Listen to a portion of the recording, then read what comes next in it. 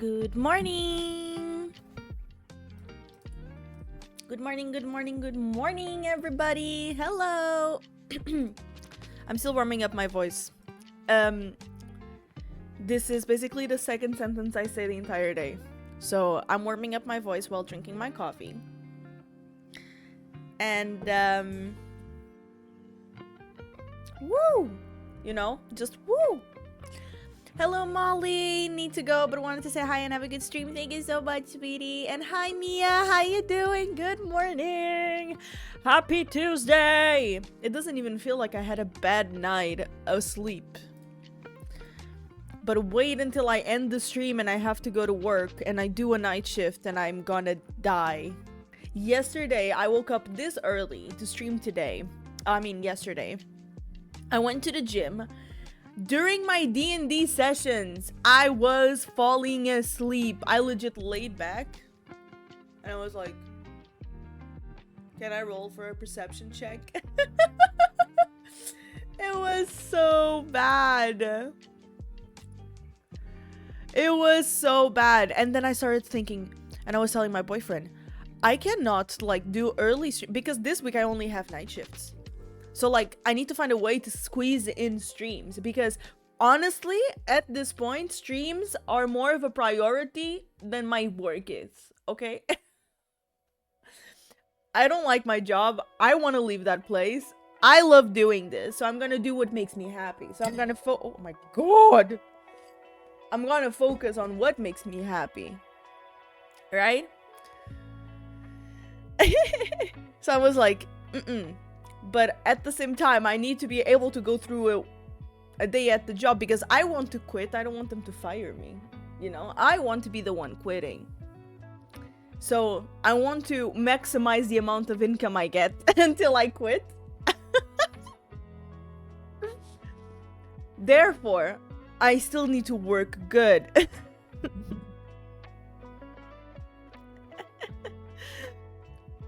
So I was telling my boyfriend, I cannot do gym in the same day that I stream and work night. I'm gonna be dead. And he was like, And I was like, yeah, so what about if we don't go to the gym? Because I've been doing a lot of cardio lately. Because, yeah, that's what I feel like I have to do. And I was like, okay, let's freaking go. And then I'm like, no, I'm exhausted. And I've been when you're on that time of the month, yeah, I'm doing that. And it's my hormones are regulating because I'm just a girl. And they are being a pain in the ass. They are being a huge pain in the ass. And yesterday and today, they're being even a bigger pain in the ass. And no. I'm just streaming and then I go to work. And basically my day started at 9 in the morning because for me it's 10:30 now. I mean, I woke up at 9, then I woke up at 9:15, then I woke up at 9:30. Okay, so technically, but I'm gonna say it started at 9 because my brain has been active since that time. Even though my body didn't move a single inch. Or centimeter in this case, so I'm European. Yeah, so my day started at 9, it's 10:30, we're gonna be playing Emio, and then at around 14, I'm gonna end the stream, so I can go to work at 15, so I can come back at home at 22, 23. And then tomorrow we repeat. No, lies. Tomorrow I enjoy because it's my day off. So we stream at night, and we're gonna be streaming my Sims Cozy Bundle, because my Sims Cozy Bundle was released today, but I ain't streaming it today. I'm gonna stream it at night. I'm gonna stream it at night because it's a comfy game and I want to comfy. And during morning we play horror game because it's daytime, and during the morning nothing can hurt us. If there's light outside, nothing will be able to hurt us. And it's a clear sky today.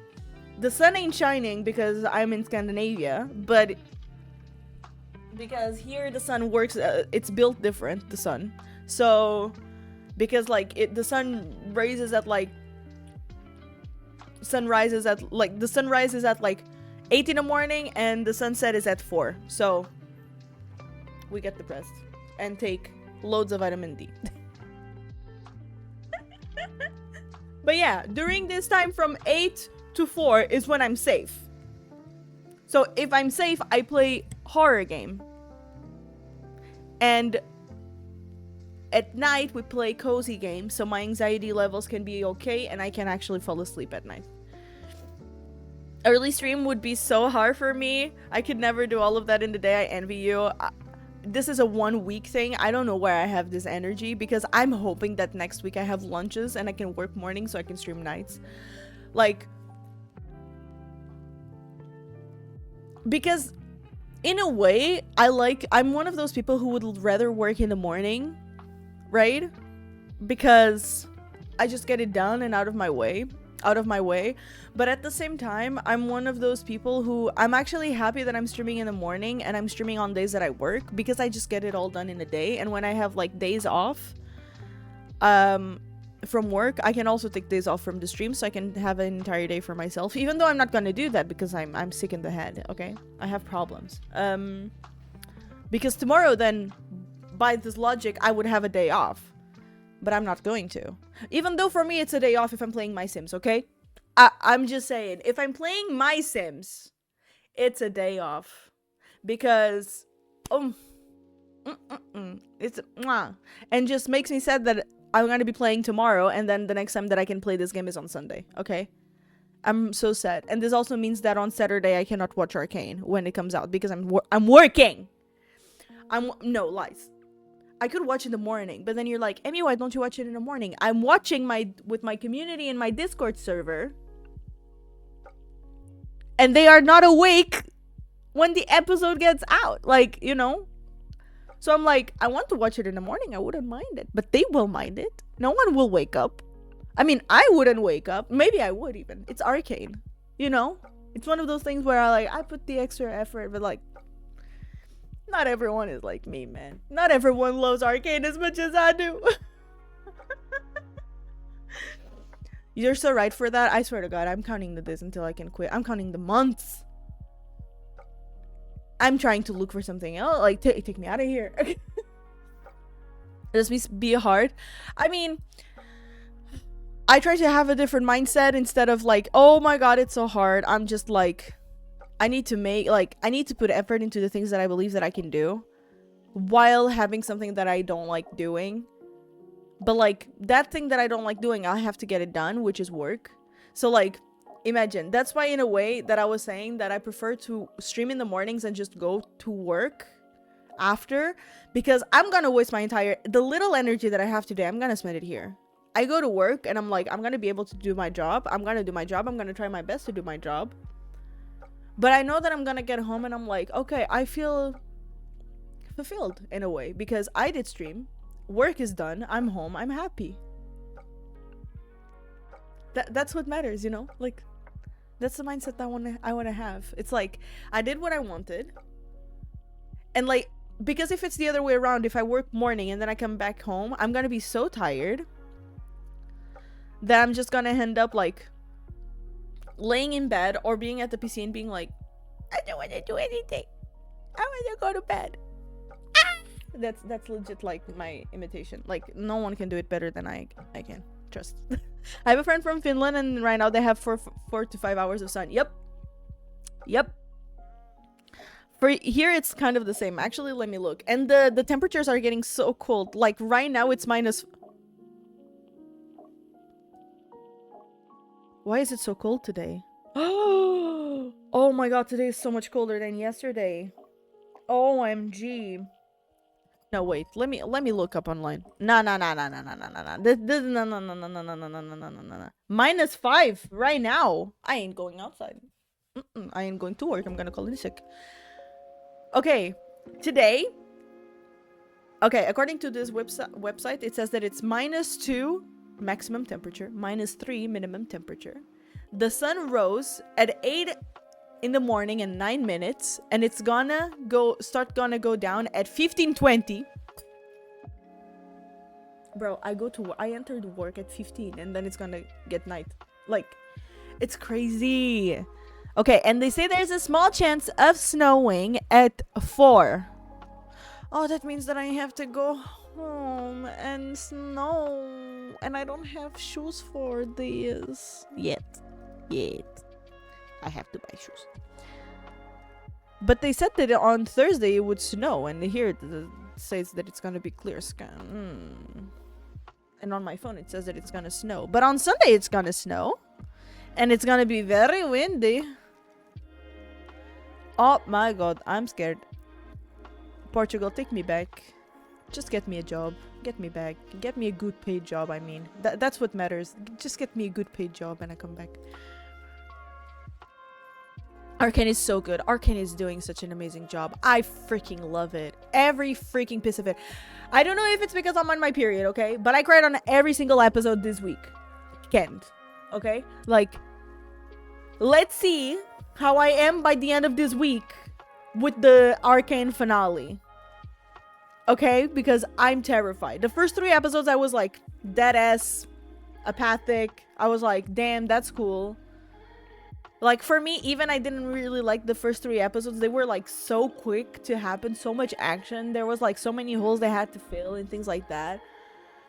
But then the act 2. Episode 5. Broke me into freaking pieces. It broke me. I cried. The lore dropped. The quantity of lore that they dropped right there on that episode. My League of Legends heart cannot handle, man. Because I feel like for people who... And I saw this on Necrit's YouTube channel.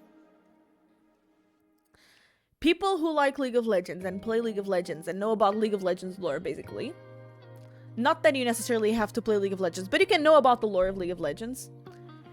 Before you watch the episode, the Act 2 episodes, your best episode from Act 2 will be episode 5. Because they drop so much info. Like, I'm not gonna say much because I have a friend. I don't know if he's watching right now, but I'm gonna protect him with everything I got. And I know he didn't watch. He's waiting for every act to come out because he wants to binge watch it. Decisions. I hope he's avoiding social media. But they drop so much lore. I cried with every inch of my... I sobbed. Episode 3, great episode. And I think that's the favorite episode for those who do not play League. Because it was amazing. A lot of info, like a huge plot twist. Okay. But like, no.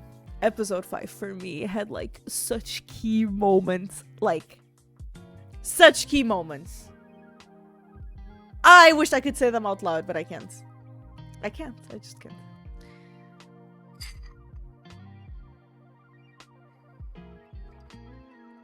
I haven't watched it all yet. Oh my G. What do you have to watch left? What do you have left to watch? But I believe in... Oh my god. Oh my... You're in for a ride. You're in it for a ride, Mia. It's so good. Okay. Let me just change my cables here in the back because I need to plug in my Nintendo Switch right now. I'm on episode 5. How do you believe you'll know when you're on episode 5? You just know. You know when you're on episode... You know.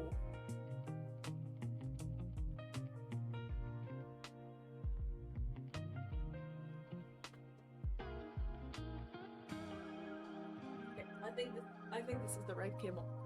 And I need to go get my blanket because I always get scared at this game. But how have you been doing, Mia? Have you been doing good? Because there's a lot of things going on, so I relate to what you were saying. And it only gets better.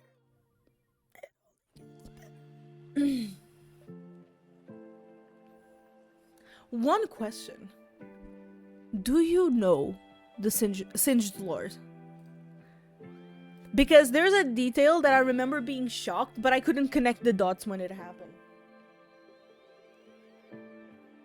I'm constantly checking if my friend entered on the chat. It's like there's one specific moment that happens that drops so much lore confirmation. I'm sorry for the hiccup. Oh yes, I've seen that part. Yes, I didn't connect it, you know. But I didn't know his lore actually. I don't know much about his lore besides that Singe used to be an assistant of a lab, basically, and that like there was a problem at the lab, which we found out on season 1, which was Silco's lab. Which is amazing how like they actually made it canon, right? But because for you to know more about Singed, there has been a theory about Oriana.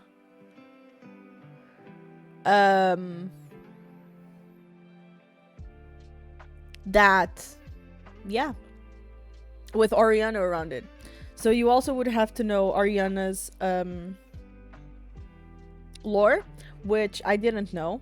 But I watched Necrit, and Necrit really, really helped with, like, kind of like, you know, getting to know more.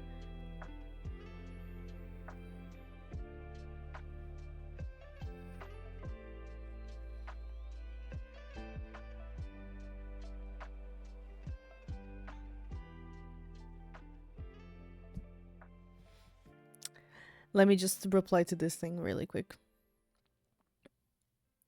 No, but yeah, I think that's confirmed. I think that's confirmed. I do believe that's been confirmed. But yeah. Now it's time to go into the little game that I have for you today, which is Emio, which is me with an O. Me if I was a boy, according to the Portuguese language, you know? Because if you want to make it male gendered, you put an O, right? So me if I were a boy. Apparently I would be a serial killer.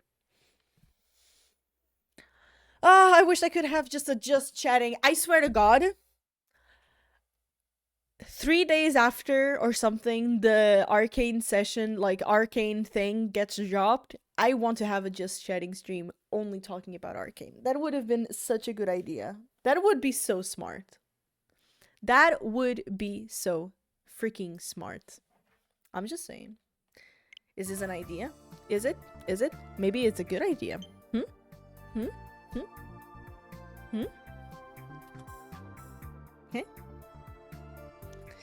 Okay. I need to remember the story, wait, of this game. So, story of this game, very quickly. We are an private investigator. And we work with other 2 people and then some other like police officers and investigators and things like that. And there has been a death of a kid in middle school or junior high or something like that. He was 15, if I'm not wrong, and he died with a paper bag in his head. He didn't die with a paper bag, but he was died by asphyxiation with a cord. And they found a paper bag on his head. There is told that 18 years ago, story-wise, there was a serial killer called Emio, the Smiling Man, who would show up with a paper bag with a weird smile on the paper bag. And he would find girls from the age of 12 to 18, I think. I don't remember the age gap very good. But that were crying at night. And he said, oh, you don't have to cry. I'll put the biggest smile you've ever had. And he would kill them. It's told that that if you smile to him, or if you smile, he won't kill you, but if you look at him, or if you see his face or something, or if you look him straight in the eye, he will still kill you. 3 girls were killed 18 years ago, and there's been the disappearance of a guy, which is the brother of a girl who's in the investigation, so she's probably has more of a personal like touch in the investigation. But she doesn't speak to us, she doesn't like us because she's very edgy. And yeah, we also tried to find information about the kid at school and the kid with the family. The kid was super popular. He had 2 friends from another... Oh, I need to go check something, guys. I'm scared. I always check when I play these type of games if my door at home is locked, because I get paranoid. So I'm gonna go check the door before I go crazy. Because if I don't check it, I think I'm gonna go crazy.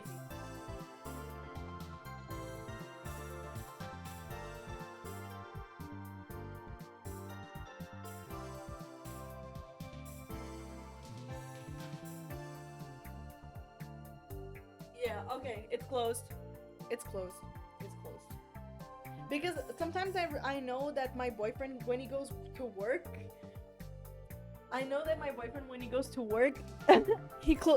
sometimes he locks the door, and sometimes I tell him like I can lock it so he can like just walk to work without being worried about like taking off the keys and things like that. So I lock the door for him. And here in Sweden, the locking the door is very, very easy. It's just like you turn the lock.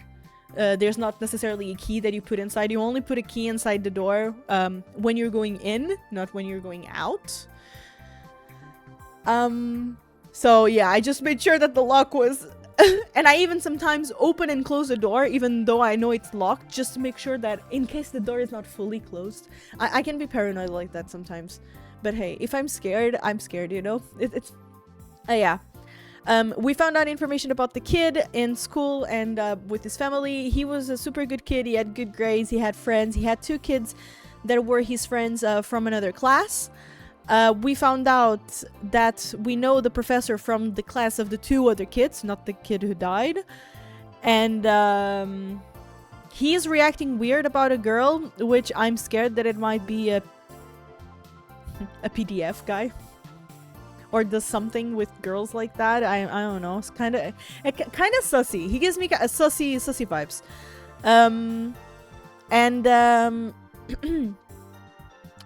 then we found out that on the day that he died, he got to home from school. He locked himself in the room, but apparently was in the room. So he left his room and he was in the uniform. Still from the school, he went to the phone. He got very sussy. Then he locked himself back in the room and didn't leave. Or when they found out he wasn't home already, it was like the details are kind of like there. I kind of forgot. Yeah. Now we're trying to find a bit more about like the girl who is in an investigation with us and her brother who went missing 18 years ago, because when the guy went missing, her brother, the killing spree kind of stopped, like from the other Emio, the other paper bag guy. So yeah, we're trying to get more information on that. That's funny. Do you think I'm funny? Do you think I'm funny, Mia? In a good or bad way? So yeah, now we are here. For those who do not know, this is a 2D visual novel. This is a visual novel, but they actually move a little bit. I wonder if anybody is here. Hello? There's no one to ask. No one is around.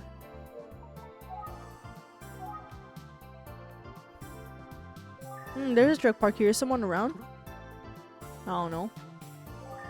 Aha! That guy just brought it out of the field like he was planted there. I guess he was just crouching down. Hey, I should go talk to him. Yeah, we can talk to him. Villager. I need to drink the rest of my coffee before it goes cold. Excuse me, do you have a moment? Huh? What do you want? Bro, I want to talk to you. Do you know the way to the Kuze residence? The Kuze place, huh? Sure, Sonny. Just go straight down that dirty road and head toward the mountains. It's right at the end of the road. Can't miss it. Got it. Thank you. Straight down the road, huh? Let's get there ASAP. Wait, also for those who do not know how it's supposed to look, let me show you on the notebook. This is the kid who died and all the information we have.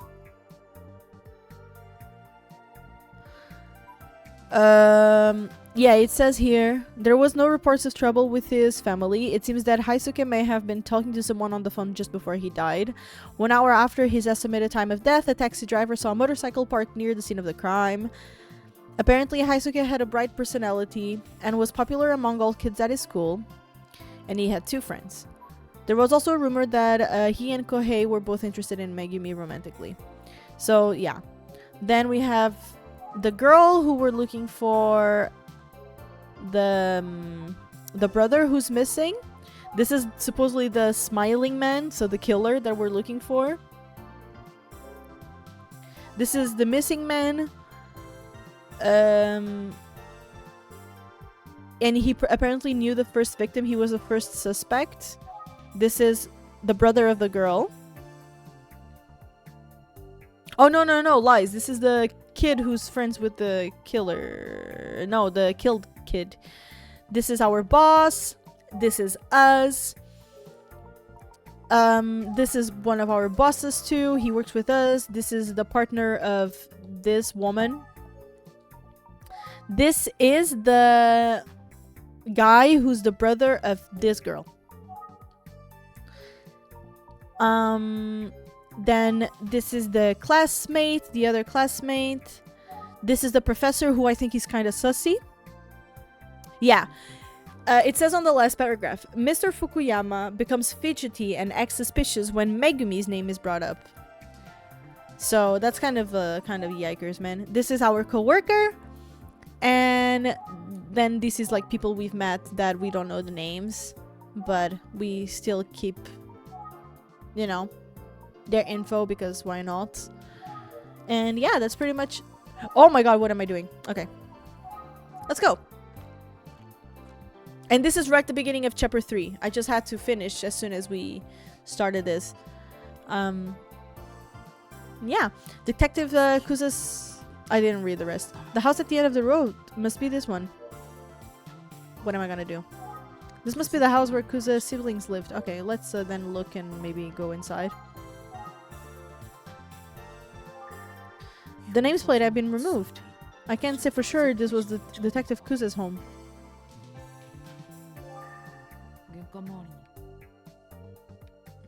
What does the mailbox say? There's nothing in the mailbox. It doesn't seem like anyone is here. The grass is overgrown. Anything at the window? It's not cracked, but it's pretty dirty and hard to see through. Oh, I clicked on the... Ay! A grasshopper. Don't chase after it. Professional detectives don't do that sort of thing.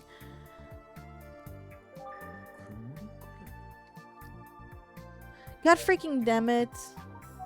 Let's look around at everything we can. Okay, there's something that I'm missing then. It's quiet and peaceful. It doesn't seem like anyone is around. I hope no one will jump in my face. I'm already going away. I need to hold my pillow.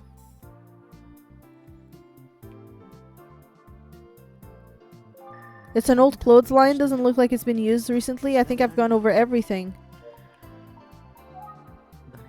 Hello? Hey, anyone home? Ay. I guess it's empty, just like I thought. Maybe the place is vacant. Why did the music stop? Guys, why did the music stop? It doesn't look like... Maybe I should come back later. Oh, maybe Mr. Utsugi would know something. Wait, the screen isn't working. Is it supposed to light up? Isn't it? Ay. Oh, the battery is dead. I can make a call like this. I need to remember to recharge the battery when I get back to the office. Anyway, there's no one here, so let's go back and talk to the guy in the field again. Bro, how is it possible that it's the second time you're a detective and you never charge your phone? What are you doing? Damn, I'm getting anxious too. Why is it so silent? Oh, you scared me. Sorry, you are? Name's Tayama. I live next door. Okay, there's music. Hello. Okay, we have a new guy. Let me just drink a bit more of my coffee.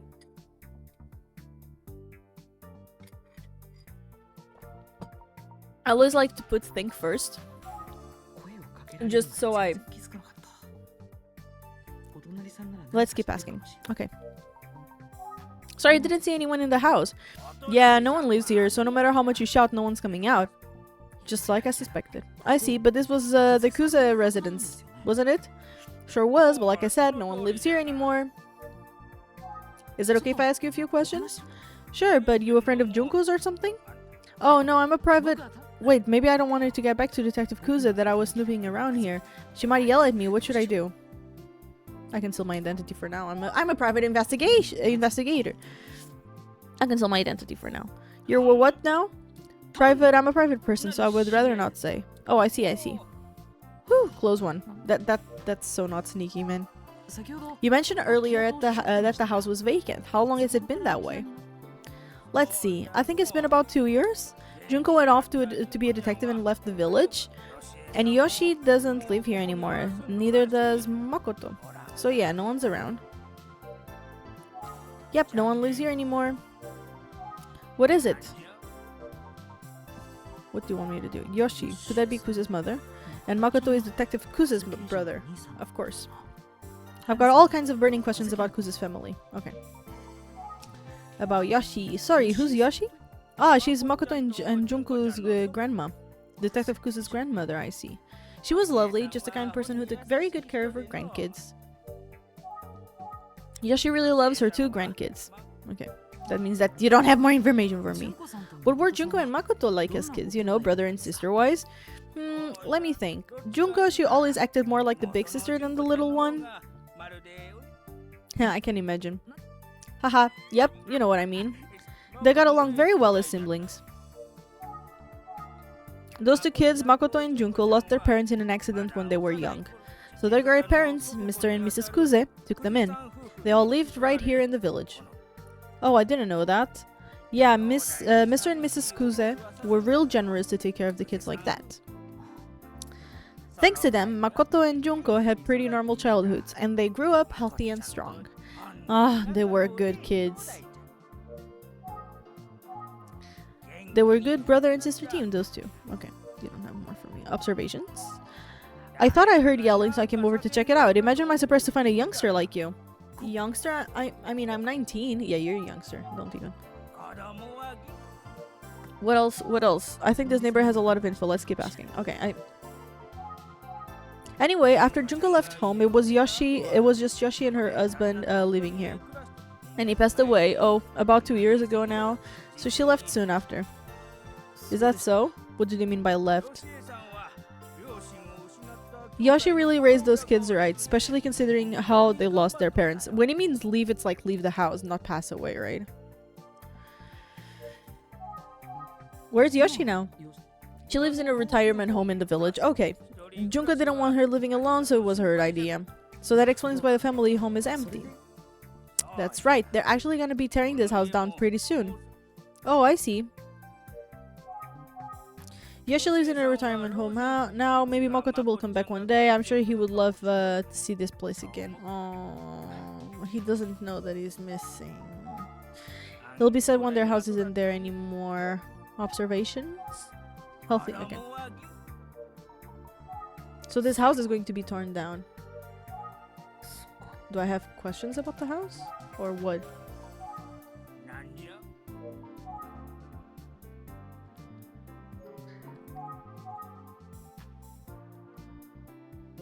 The Kuze family home seems to be empty, but I'm sure it's filled with memories. I wonder if Detective Kuze would be sad if she saw it like this. What are you doing here anyway? Interested in the Kuze family home? Yes, in a sense. I hear ya. Every so often I come check out the place myself. Just curiosity, you know? Vacant houses have a way of falling to pieces pretty quick if you don't tend to them. But you know that. I didn't, but... Oh, by the way... What? I think it was 3 days ago. Yeah, I was on my way home from a meeting and I saw a light on in the house here. No one's supposed to be in here. I was curious about what was going on, so I went to check it out. That's when Junko walked out the door. So Detective Kuze was here 3 days ago. Junko said she came by to see if she had left anything behind that she might need. See, because the house is getting torn down soon. She felt bad that it would be a disturbance. Poor girl, she just kept apologizing. Of course, I invited her to tea. I hadn't seen her in ages, but she said she couldn't. She had to work extra early the next day and all that, you know. I can't believe she's a detective now. She's all grown up. She'll look just like the detectives you see on the TV. I guess she's all grown up. Okay. I don't think I have anything else to say.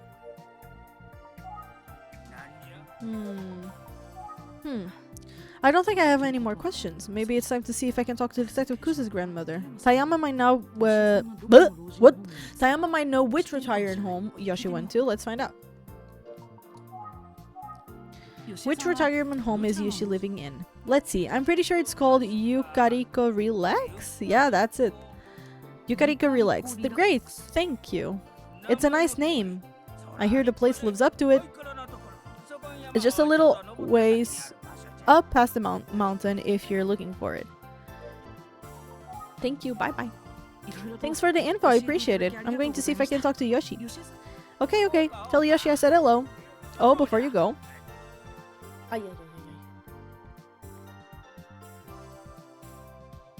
What are you gonna give me, bro? Hmm? This one is coming. I've got something for you. Oh. How are these called? I forgot. That's a lot of eggplants. There you go. I was like, this is not cucumber. Yep, grew these babies myself. They're delicious. It ain't much, but I want you to have them. So many eggplants. See, Makoto was a big fan of eggplant. Oh, I didn't know that. Oh, thank you very much. I'll gladly take these. Oh, Makoto is the guy who went missing. He doesn't even know. I'm off to you, Yukariko Relax, but thank you so much for the delicious eggplants. Safe travels! Thank you. 3 days ago. 8. Oh my god, the Kuze house. No. Oh my god, we're playing as Kuze? We're playing as Kuze!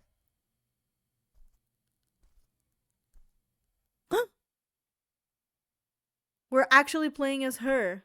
Oh my god, this is so creepy. Oh, okay, now it's sad. It's not creepy anymore. Unless that bunny comes to haunt my dreams. Oh my god, they're zooming it in. He's gonna hunt my dreams. Oh.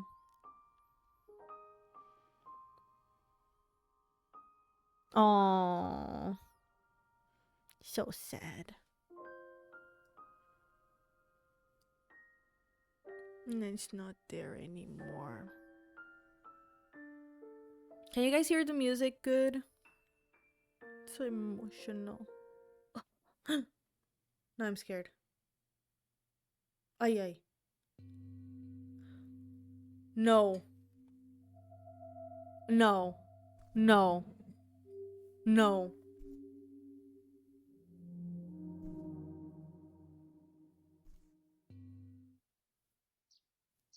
Oh my god, what happened?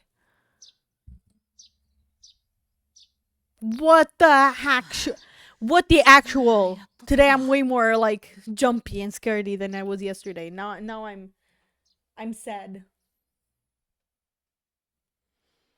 Hahaha, finally I'm here. Funny how far Tayama's idea of a little way turned out to be. Meanwhile, I'm lunging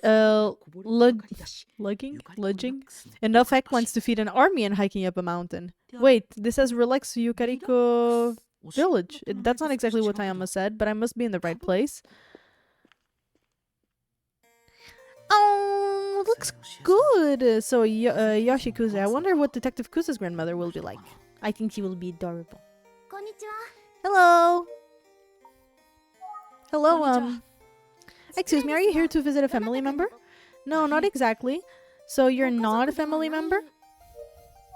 I would like to have a word with one of the residents here. Do you have an appointment? I'm afraid I don't see anything in the records. No, sorry, I don't have an appointment. No? Oh. Well, I'm very sorry, but this facility has a policy against allowing visitors without a prior appointment. So I'm afraid I'm going to have to ask you to leave. What? Bro, can you not... Can you just not? I'm sorry, but you'll have to leave. No. What? A number of older folks are chatting amicably. I guess you can just show up for a visit unless you're family. Can you not be like, can I do an appointment tomorrow? Thank you for understanding. Just be sure to let the resident know the next time you would like to visit, and I'll make an appointment. Will do, ma'am. I'll be on my way.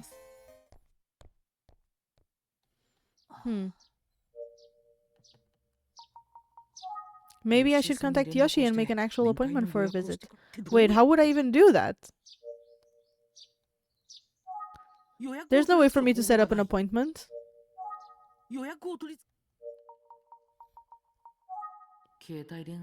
Oh my Jesus. What am I thinking? That's a terrible idea. It's so lonely out here. If I cannot make up a way to make an appointment, I may not be able to talk to Mrs. Kuze at all. What if in mind? I'll need to try to talking to the receptionist again. Just do it. What the heck? What's the point of this part? Oh, I thought you left. I'm sorry, but you'll have to leave. I know it's a rule, but I'm actually an acquaintance of Mrs. Kuze's granddaughter. Her granddaughter? Yes, and I would have made an appointment that I'm not acquainted with Mrs. Kuze. Well, I just need to confirm with the granddaughter. One moment. Ugh. What is it? I don't think that's a great idea given certain circumstances. Huh? Is there anything we can do here? I'm sorry, but rules are rules. We can't accommodate anyone without an appointment. And I can make an appointment. Could you call Yoshi Kuze? Excuse me? You know, I would just like to say hello real quick and then make an appointment. I think she would be happy to see me. I'm afraid it's not possible. Like I already said, I'm going to have to ask you to leave. I knew this wouldn't work. You will not see Mrs. Kuze without an appointment. I feel like I'm starting to make a scene. I mean, you will not see Sir, please stop doing what you're doing.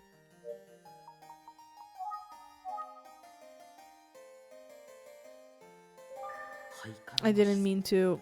There you go. Oops, I made eye contact. Who are you? Can I help you? Oh no, it's... Hey, Mrs. Yoshi, remember, we mustn't interact with strangers. Is this Mrs. Kuze? Excuse me, are you Yoshi Kuze? Why, yes, I am. Yoshi! Oh, don't you worry, this young man is harmless. She seems kind. Do you happen to know my granddaughter Junko? She's a police detective, you see.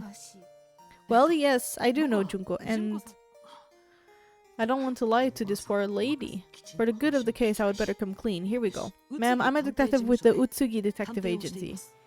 Oh my, a detective. Well, how can I help you? Mrs. Yoshi!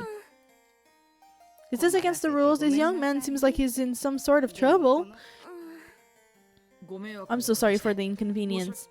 Alright. Since Mrs. Yoshi is okay with it, I'll allow the visit, but don't make a habit of this, okay? Yes, thank you. Feel free to enter the facility.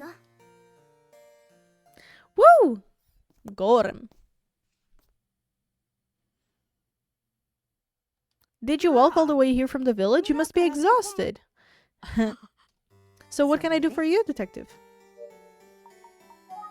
I hope that doesn't offend you, but I have to ask some tough questions. Can we talk about your grandson Makoto's disappearance 18 years ago? What are you asking? I'm investigating a case that may have some connection. Oh! And Makoto's disappearance is... I see. Let's just start with anything you remember about it. Let me ask you one thing. Of course. Does Junko know you're here? No, I haven't told her. I suspected not. She wouldn't have wanted you to speak with me. She knows her granddaughter well. I understand. Well, I'm not sure if I can help, but I'll tell you what I can. Story time! It was July 1st, 18 years ago. Junko's 9th birthday. We wanted to make it as special as we could, so my husband and I were out shopping for a gift. We must have gotten carried away. We were gone for longer than we expected. Oh god. Oh god. We didn't get home until after 7 p.m. and when we did return, there weren't any lights on in the house. Oh god. Junko? Makoto? Where are you two? What is it? What's wrong? Oh. We found Makoto sitting in the darkened tea room, staring vacantly. All around, there were purple flower petals, scattered all over the place. Purple flower petals. I tried to find out what was going on, but Makoto wouldn't say a word. Then my husband said, "Hey, where's Junko? I can't find Junko anywhere. Makoto, where's Junko?" "Hey, Makoto!"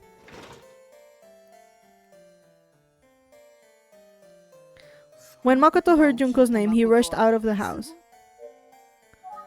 We were in shock, but we waited patiently for the two of them to come back. They didn't return. At around 9 p.m., we called the police, and shortly after that, I heard the front door slide open. I thought, thank goodness they're back. So we rushed to the front door to greet them. But instead... Junko was the only one there. She had returned without Makoto, in tears. When I asked about Makoto, she just cried harder and wouldn't speak. The police eventually showed up and tried to speak to Junko, but she wouldn't say anything. Later that night, we searched far and wide for Makoto. Neighbors and police helped us calm the entire village, but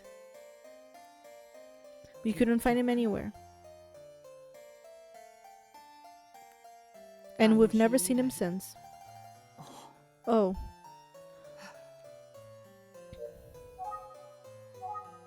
A neighbor I spoke with said that Makoto and Junko were very close as brother and sister. So what could have happened that night to separate such tiny-knit siblings?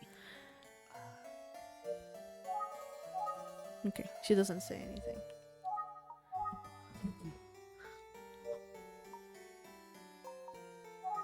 Maybe it's just a painful memory she doesn't want to relive. She stopped talking for now.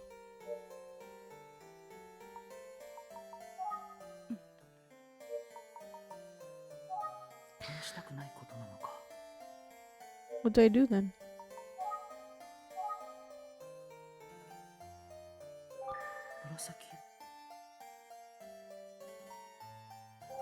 Is she looking at my plastic bag? Can I give her? I'm not sure what she's seeing about the bag. What's that you brought with you? Oh, this? One of the villagers gave it to me. I see. My grandkids love the eggplant, especially Makoto. I need to get myself more comfy. Not comfy, more comfy.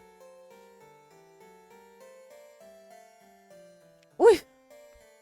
That's what I heard. Will you listen to another little story? I would love to, please. Makoto was just a quiet, honest, and kind-hearted boy. He smiled all the time, even if a friend was teasing him, and he never got angry. He was just a sweet brother to Junko. Junko used to be annoyed that Makoto never seemed to get angry. She would get angry on his behalf sometimes. She would say, "Who's going to protect you, big brother? It's me. I've got to do it since you won't protect yourself." I can almost hear it. She always said that she would protect her big brother. You got those eggplants from Tayama, didn't you? Let's see what Yoshi has to say. Bruh, I'm talking to her. She doesn't speak more.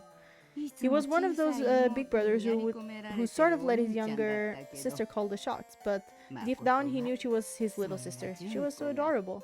And even as feisty as Junko was, I'm sure she looked up to him as a big brother. Even when he seemed a bit soft, he was always protecting her. When it came to Junko, it's almost like Makoto was a different person. He was usually so timid. He was scared of the dark country roads at night. In fact, he didn't want to leave the house after dark, at least until the day he disappeared. But one night, when Junko suddenly came down with a high fever, Makoto ran to the hospital by himself in the middle of the night to alert a doctor. Can you imagine how the doctor reacted? He couldn't believe Makoto had done that.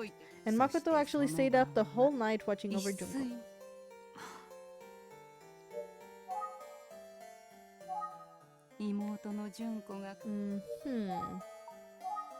Junko and Makoto's parents died in a terrible accident. Oh, but Junko was still just a baby. She cried all the time, even after coming to the village. It must have been so hard she couldn't have the love she needed from her parents. Hi, Bali! Good morning! How you doing? Junko did cry a lot. Poor thing.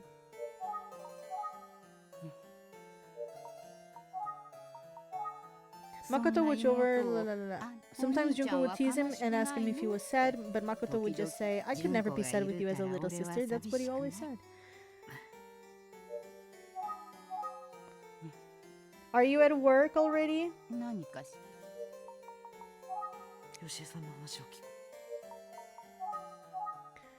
Okay, she doesn't have more to say here. Some nights after Junko went to sleep, I noticed that Makoto would cry alone. He never showed that sort of an emotion in front of us. He was usually all smiles. The poor boy had helped heal and nurture Junko. Those precious kids, they are both irreplaceable. How is work going?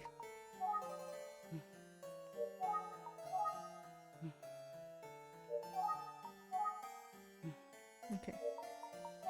So young Detective Kuza and her brother Makoto had a strong bond as children. It sounds like they were as happy as a brother and sister can be.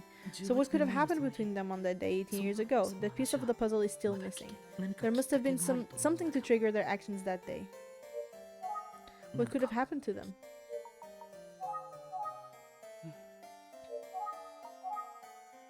God damn it. Just started, was having breakfast till now. What did you eat?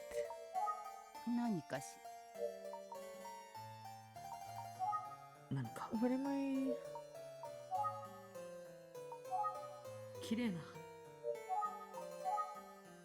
Do I have to look at the vase because it's the flowers? Purple flowers. Say. Yes? Have you ever seen an eggplant flower? I don't know. No? Viriato? What is a viriato? I wonder if the scattered flower petals she mentioned could have been... Well, they have very pretty purple flowers. A shade of purple that just like Junko's favorite. On the night that Makoto disappeared, Junko finally calmed down and spoke with me. She explained what happened and why there were eggplant flower petals everywhere. Back then, my husband and I were avid gardeners. We made wonderful meals from our vegetable garden. Naturally, the kids took an interest, especially when they tasted how delicious everything was. How is the stream going? The stream is going good. It's just like, I'm very scared today. I don't know why. Every time a new character shows up, I just like, I'm always very, very jumpy. It's a type of cake from Vizio. I've heard about it, but I cannot see it for some reason. But how are you feeling today, Bali? Junko started saying I want to grow vegetables too. I asked her what kind of vegetables she was most interested in growing, and she said eggplants because my brother loves them so much. Let's grow some for his birthday as a surprise. She was just so adorable. Anyway, we thought she could manage some eggplants, so we staked out a small plot in the backyard. We figured Makoto couldn't find it because he hated the bugs back there. It was going to be a secret. Tired but good, and you? Same. The plan was to harvest in July, which was when both kids had their birthdays. And Junko looked after them every day. She was almost egging on those eggplants to grow. Well, Junko was a terrific gardener, and the eggplants grew nicely with lots of blooming flowers. She was just overjoyed. She would ask me every day when we could finally harvest them. When I told her that it would be around the time of Makoto's birthday, she was overjoyed. She was so excited she didn't realize that the flowers were going to bloom on her birthday. So she came home from school that day. I'm home! Hey Junko, guess what? I have a present for you. A present? What for? It's your birthday and I got some flowers in your favorite shade of purple. Happy birthday! But are those... I know it's not much, but I really thought you would like them. And they were just in our backyard. Can you believe it? So beautiful and in full bloom. Is she sad? Because I know his heart was in the right place, but oh, what he had done. Those are eggplant flowers. You idiot, I was growing those. I planted them for you and I've been tending to them for months and... What? I hate you. I hate you. Ugh, I wish you would just go away.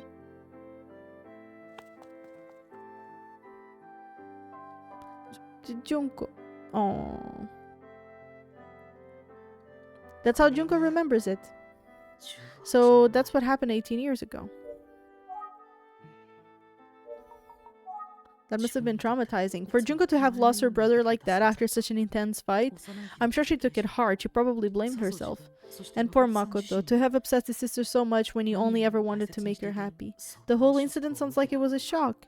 What an irony, that their love for each other is what ultimately tore them apart. It's so sad. Let's see what Yoshi has to say. Okay. Junko was so depressed after the incident, she cried and cried, feeling like it was all her fault. I tried to think of ways to cheer her up. I don't know if it made a difference, but at one point I helped her press some of the flowers into bookmarks. I told her that it would keep them as good luck charms. Maybe they would help bring Makoto back one day. I repeated that again and again, almost like a mantra. Since then, we both carried ours everywhere. Junko especially treasures hers. Yoshi, dinner will be ready soon. Oh, already? Well, time flies when you get chatting, doesn't it? I've heard lots of stories. It's probably time for me to head out. I think I've told you just about everything. I hope it helps at least a little bit. Yes, I mean... Really, you shared much more than I expected. Is that so? Oh, I wonder if Junko will be upset. Uh-oh. Oh, don't be nervous. I won't tell her. She gets it. Thank you so much for taking the time to speak with me today. I hope I haven't overstayed. Don't be silly. I haven't spoken to anyone about Junko or Makoto in a long time. It was a pleasure. Just one more thing, Mr. Detective. Do you know what eggplant flowers represent? No, I'm afraid I don't. Well, they represent happiness, truth, and hope. Happiness, truth, and hope. That's lovely. Thank you for sharing. Junko taught me about that, believe it or not. She clings to the hope that if we hold on to the pressed flower bookmarks, one day Makoto will come back. I guess we both cling on to that hope, actually. Now, today, a detective with a bag of eggplants came to talk to me about Makoto. It feels like fate. Anyhow, I guess that's why I felt like I owed to tell you the whole story. I can't explain it, but I have a gut feeling that you'll be the one to finally reunite Junko and Makoto. Well, if you need any more information, please feel free to come back anytime. Thank you, I will. I'll get going now. Is she the killer? Dun dun dun. Okay, we're back to the office.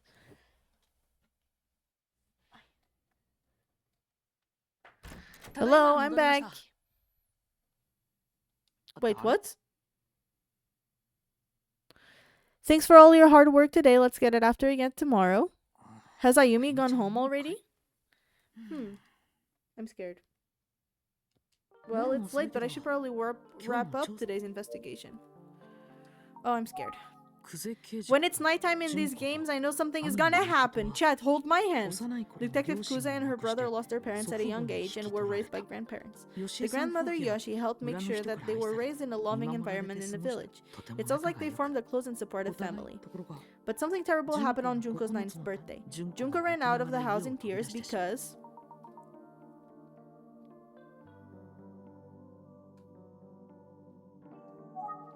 Makoto picked the eggplant flowers. Yes, she was obsessed because she had been carefully growing the eggplants for him. When he realized that he had ruined the surprise gift of eggplants that Junko had been growing up, Makoto was stunned and didn't notice that Junko had run off. Eventually, he realized that she was gone, so he left home in search of his sister, and he never returned. When Junko returned, still in tears, she said she thought it was her fault Makoto was gone.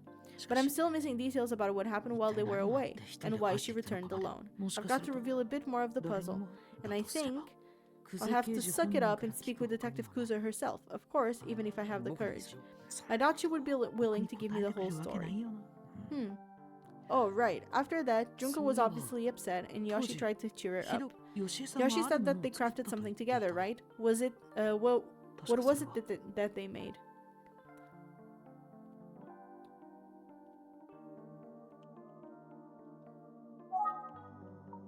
What do you mean, what was it that they made?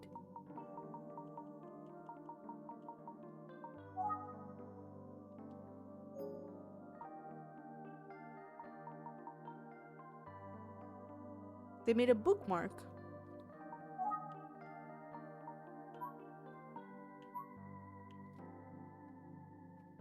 Wait, what's the name of the lady? Yoshi.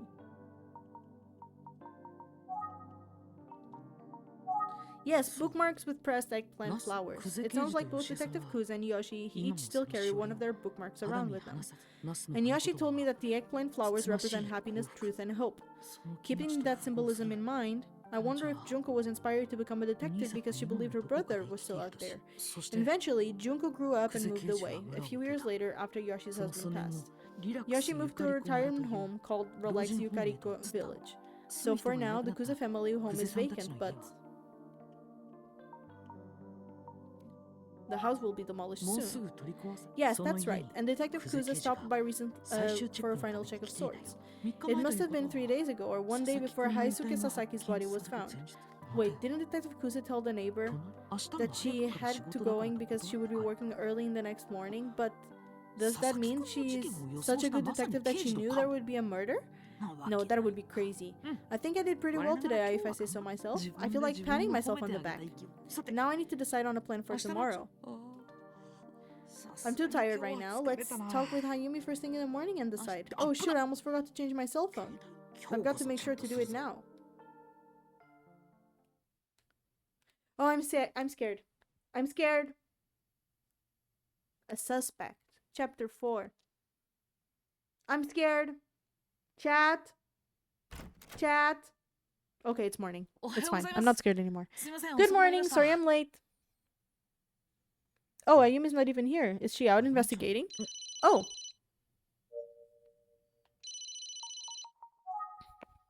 Yes, hello. Hey, Emmy. Late night for you yesterday? Yeah, it was, yeah, but I learned quite a bit. Oh, really? I would love to hear all about it. Haha, that's great because I can wait to tell you all about it. Where are you? Oh, sorry, I'm actually... I'm actually supposed to meet with Mr. Fukuyama this afternoon. Mr. Fukuyama? Oh, right. He said that he would talk to some more kids at the school, so I'm hoping he's come up with something promising. Maybe a lead? I'm getting my hopes up. Yeah, I hear you. What are you going to investigate today? I think I'll go to the library archives and look up how they covered those murders 18 years ago. Sounds good. Stay safe. Bye. Thanks, Ayumi. You stay safe too, and say hello to Mr. Fukuyama for... Oh, she hung up. I'm off.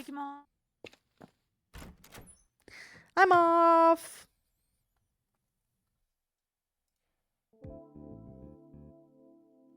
Bum, bum, bum. City library. Library.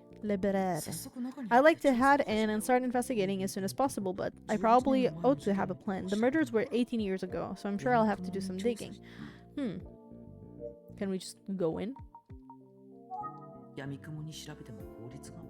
That's right. I should check with Mr. Otsugi to see if he has any advice. It sure is nice to have this cell phone. Wow. Now it's good to have your cell phone. Oh, Amy, how can I help you? So I'm about to go into the library to see what I can find about the cases from 18 years ago. But I thought I would check with you first to see if you had any advice for researching or anything to avoid. Let's see. Well, look for serial girl murder since that's what it was called, and pay close attention to the first case. You'll want to learn how the incident was reported and how the news covered the story that year. Then, once you've gone over the material, you'll want to review your notes to see what jumps out. If something seems off, I'd recommend focusing in on that key point and investigating further. I think you'll find a lot of connections between the events of 18 years ago by the time you're done. I strongly believe that Makoto's disappearance is related to the murders, and I wouldn't be surprised if the information you uncover helps us get to the bottom of the Sasaki case as well. That makes sense, thank you, sir. I also have a strong suspicion that the urban legend of Emio the Smiling Man will play into it all. At least that's my current assumption as I investigate. In any case, I must apologize for leaving the office frequently unattended. It's no problem at all, sir. Ayumi and I can take care of things. Thank you. I'm fortunate to have such excellent assistants. I'm counting on you both. Thank you, sir. I'll be off now. Talking with Mr. Utsugi is always inspirational. I've got a lot to live up to. He's a killer. Alright, let's go inside. That's foreshadowing. I've got a lot to live up to. Haha, he's the killer. What now? Let's see. I'm guessing newspaper archives. I think I've already said that everyone is the killer. Even myself. Let's see. I'm guessing newspaper archives will be the best source of information on older cases. I have a year's worth of papers from 18 years ago to get started on. They are heavy. Anyway, I'll stop whining for now and check them out.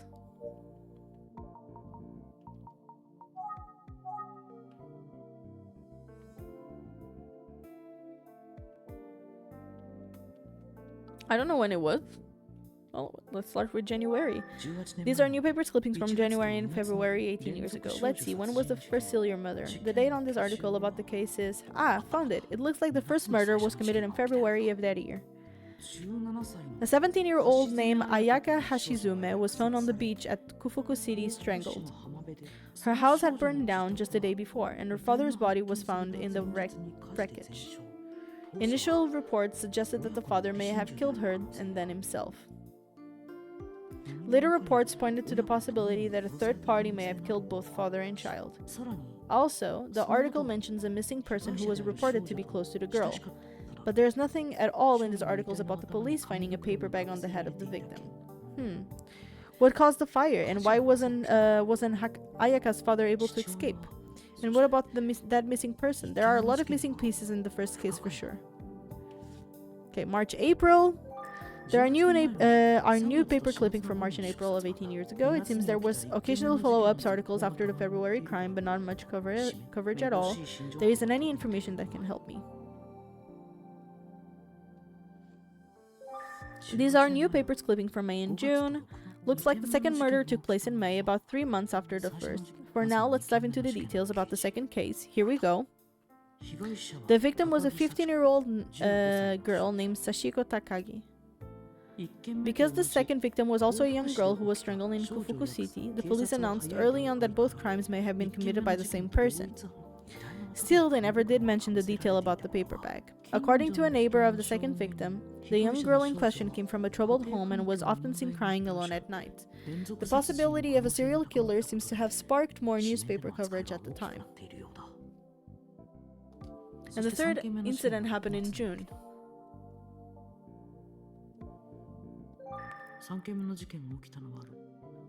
The third victim is Mika Inoue, a 17-year-old girl, another teen girl just like the first two. She reported had a falling out with friends that day and left her school in tears. However, it seems she didn't go straight home. Instead, she must have been attacked. The third victim was also from Kufuku City and was strangled in the same way as the first two victims.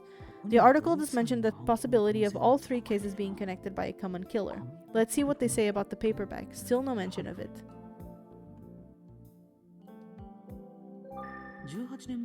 It seems like the serial girl murders garnered a lot of coverage. There were articles every day. Still, despite all the ink spilled, I'm not seeing many details that might help me actually solve the case. I'm gonna look at all of them. Not many articles. Maybe there was nothing about new to report. Okay. Just a few short mentions, typically in blurbs off to the side. If there was no new information, there wouldn't have been much on the media to report on. Okay, I've gone through a year's worth of newspapers clippings. While I'm thinking about it, I wonder if there's an article on Makoto's disappearance. I believe Makoto disappeared in July. Let's take another look at the clippings from July and August. Is there anything on Makoto?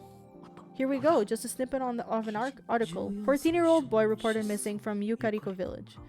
Everyone in the village searched through the night, but the boy remains missing.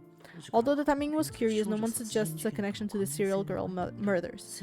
That said, both Mr. Utsugi and Inspector Kamada seem to suspect there was a connection. I've got to get to the bottom of this. What are you thinking about? Here's what I've learned so far. The police announced that the serial girl murders were most likely committed by a single killer. Although it was never mentioned, each of the victims was found with a paper bag on their head. With that information, it seems obvious. Anyway, after the second murder, the first case came right back into the spotlight. And while media interest in the serial girl murders remained high for a while, it tapered off around August, probably because there were no new leads or information. Also, no new victims, thankfully, if you don't count Makoto's disappearance. Now, why is that? I read a lot about it, but now I'll focus on some key parts. I think the first case is critical to the investigation. Mr. Utsugi thinks so too, as he told me to focus on it. Okay, first case. I need to sit better. The first case did really catch my attention. It's the most curious out of the three. I should investigate it a bit more thoroughly. The victim in the first case was Ayaka Hashizumi, a 17-year-old girl. She was found in the morning of February 16th in a secluded beach area of Kofuku City.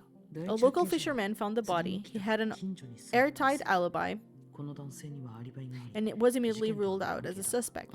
Forensics reported the cause of death was strangulation with bare hands. Time of death was the night before. It turns out that Ayaka had quit her job at the local factory the same day she died. However, her supervisor at the factory reported that she left on good terms and had already given notice. All of that said, I have a few major concerns with the facts of the case. They relate to two key people involved who had connections to Ayaka. One of the key figures was Manabu Hashizume, Ayaka's father. He and Ayaka lived together in Kofuku City. However, their house was destroyed in a fire the night before Ayaka was found dead, and a body was recovered in the ruins. It was believed to be Ayaka's father. Some speculated that the father could have killed Ayaka before returning home and killing himself. However, that theory didn't necessarily hold up to scrutiny, and what's more, the second and third murders a few months later further complicate the situation, because even if Ayaka's father was guilty, he died in the fire. He couldn't have killed others. Last but not least, the information about the paper bag was never made public, which strongly implies that all of the victims were killed by the same person. Could it have been another key person?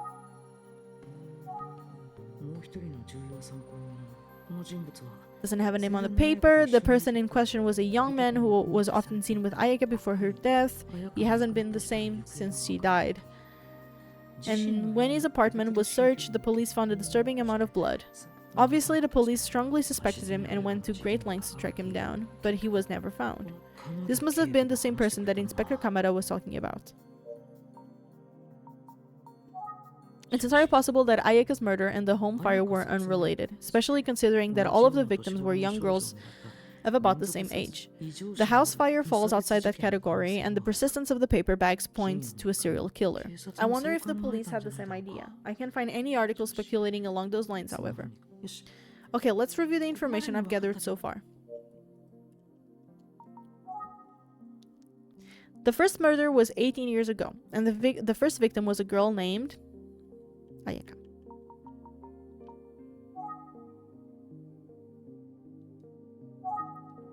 The first murder was 18 years ago, and the first victim was a girl named Ayaka Hashizume. At the time of the first case, there were two persons of interest. The first one was her father.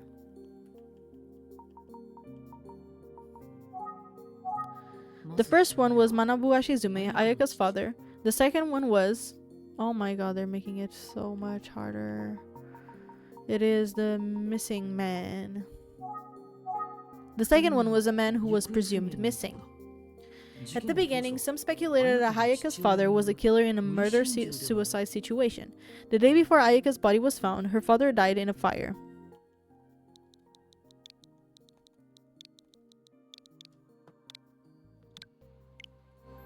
Yes, that's right. The father was presumably killed by the fire that burned down his house. Meanwhile, regarding the missing man, was he another victim, or could he have been the killer? It seems as though the police considered both possibilities. He disappeared the same day that Ayaka was killed. There was a disturbing amount of blood. I wish I was this good at school as I am at, like, filling up gaming words. Yes, his home was drenched in a massive amount of blood. Inspector Kamada said that it would have taken devastating injuries to produce that much blood. So, it's possible that he simply died. Alright, I think I made good progress today. I think that's all about that I can determine from my research so far. I'm glad I talked to Mr. Utsugi first. His advice helped me to find the right path. But, ultimately the serial murders may remain unsolved. The police never found any conclusive evidence. Is there still a suspect out there that was never identified in the previous investigations? Why did the music stop again? Now I think more about the second and third victim. There was a common factor I hadn't considered. They were both seen crying before they were killed. A girl crying. Ay, ay, ay, ay, ay, ay. In the urban legend about the smiling man, he always appears in a paper bag in front of a crying girl. I wonder if the first victim, Ayaka Hashizume, was also crying before she was killed. If there was cause to suspect her father killed her, maybe there was some deep trouble at home. Oh, it's getting late and I haven't eaten. I should take care of myself. Why did they zoom in her face? Okay. Planet Coffee. Is that kind of like Starbucks? Look at the logo. Thanks for reaching out again so quickly. Of course, Tachibana. We're not strangers, right? I'm always here to help. Well, I really appreciate it. It's great to have a senpai like you.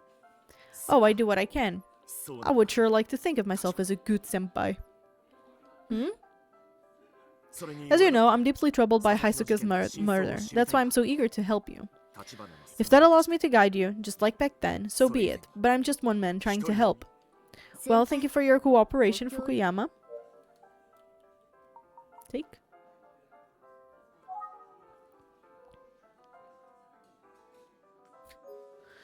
Let me think on what to do. Yeah, okay. I don't know why sometimes it skips too, but I mean, I can just save. I should hear what Fukuyama has to say. Okay. I want to be respectful of your time, so let's get right to it. Do you have some new info? I'm guessing that you do, since you're taking time out of your busy schedule. Oh yes, well, I know you're busy too, so I'll make it quick. Say it. So the thing you've got to remember is, these are junior high kids. It's a sensitive time. They are still growing, which means they are not as strong as adults. This whole incident is a shock to their system in ways we can't even fathom. You know what I'm saying, right, Tachibana? Yeah, I think so. It's like the kids seem normal at first glance, but in their hearts, I know they're carrying a deep hurt. It's almost like I can hear their soul screaming out. Oh. It feels like the students are all over the place. Some act out in my classes and others, well, others have been laughing at me as if they don't take me seriously. But I'm sure it's just the stress of this whole thing that it's affecting them. Poor kids. I just feel terrible for them all. My heart breaks every time I think about it. I see. So, Tachibana, that's why I can't ask any of them about the case just yet. It's too soon. Wait, you don't have any new information for the students after all? That's right. Sheesh. No wonder you're a detective, Tachibana. What the fuck? What a waste of time. So what am I here to talk about? Tachibana, your milk tea is getting cold. Please go ahead and enjoy it. We just relax for a moment.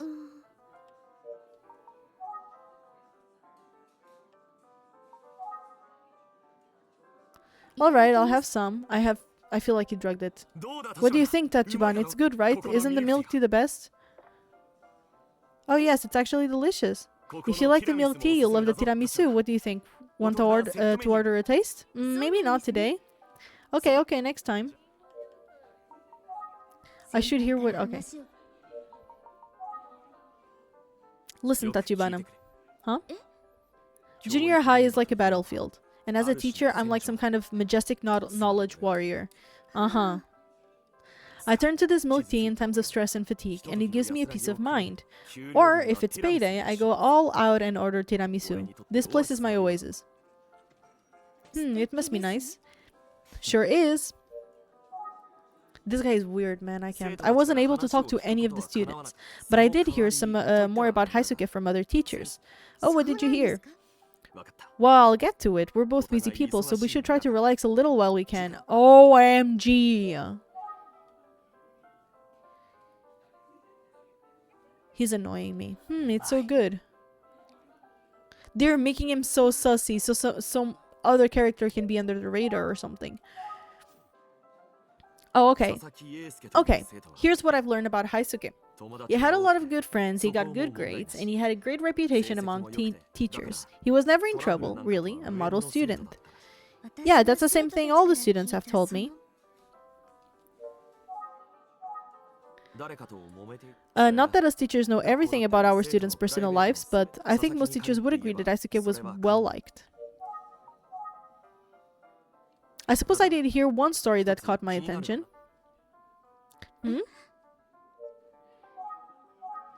Haisuke's homeroom teacher mentioned something that piqued my curiosity. Which was...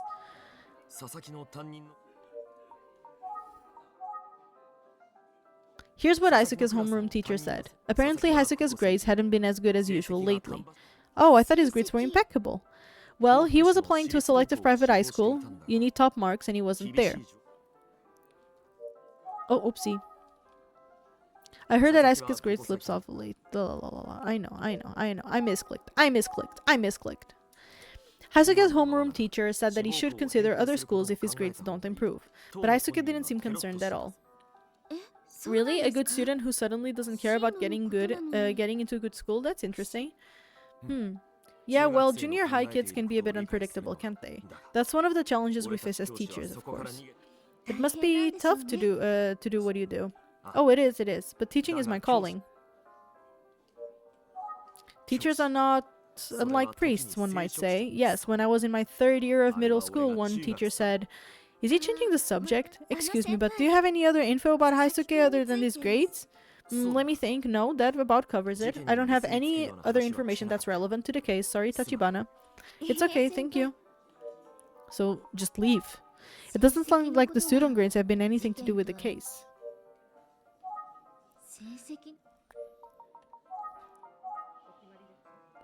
I can imagine his lower grades would have caused anyone to want to kill him, unless he killed himself. But that's not what the police are saying happened, right?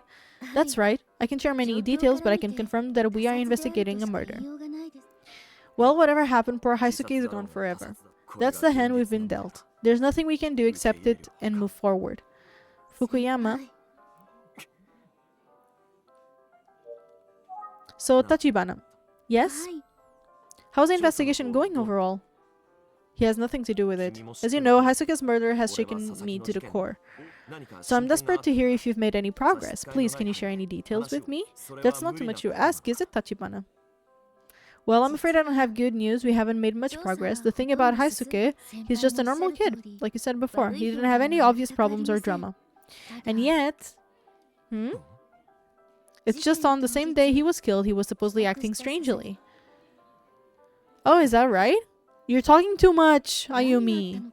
Yeah, of course. His family's still in shock. They have no idea what might have been going on.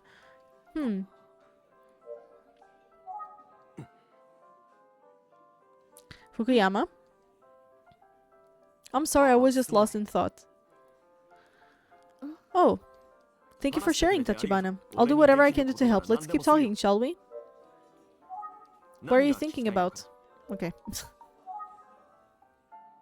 Fukuyama is a bit awkward, but I do think his feelings for his students are genuine. It seems like he's doing the best he can, and he's shared everything he knows about Haisuke. Still, there was another student who was good friends with Aisuke in Fukuyama's class. I'm thinking about Megumi Morimoto. I wonder if she's back at school. She was absent following the murder. Fukuyama, about Megumi Morimoto. But what do you want to know about Megumi? I don't know anything, Tachibana. Okay, but I'm just wondering if she's okay, you know, because she's been absent since the murder. Well, like you said, Megumi has been absent, so I wouldn't know. I see, that's worrisome, isn't it? Oh yes, I'm very worried. Is she missing? Is that what we all have to say about Haisuke? Well, you said earlier that there's nothing more to share. Did you know that Megumi is my class representative? I can't remember if I told you that. Yes, I heard. It must be challenging for you to not have her there, since she's the class representative and all. Yes, it's been extremely stressful. Oh, okay. I was like, where did he go? Extremely stressful, huh? The day that they announced Haisuke's death to the students, Megumi was not there. And she hasn't been back since. She was close with Haisuke, so it must have been a terrible shock. I'm worried about her.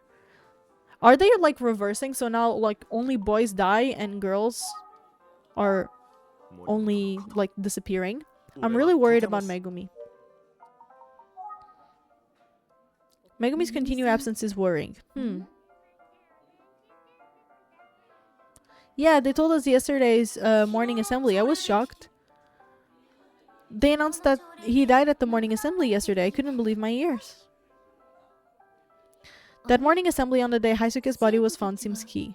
Of course, that's when they told the students what happened. But Fukuyami saying that Megumi wasn't at school that day. Did he really mean that, or did he misspeak? Let's double check. Fukuyama? What's up, Tachibana? You said that Megumi has been absent since before the morning assembly. Yes, that's right. That's why I haven't seen her for days, Tachibana. But students learn about Haisuke's death on the same day as he was found, right? Oh. So her absence didn't have anything to do with Haisuke, at least the day's absence, right? Was there some other reason she was gone? Oh, yes, I see. You really are a sharp detective now, Tachibana. But I'm not sure. Hmm?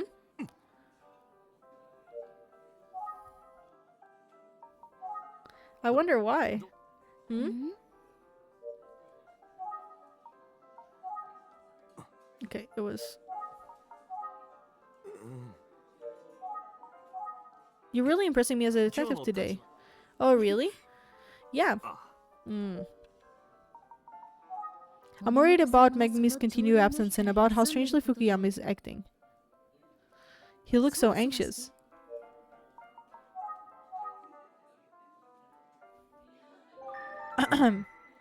Why does he tighten up when we talk about Megumi? He did this the other day too.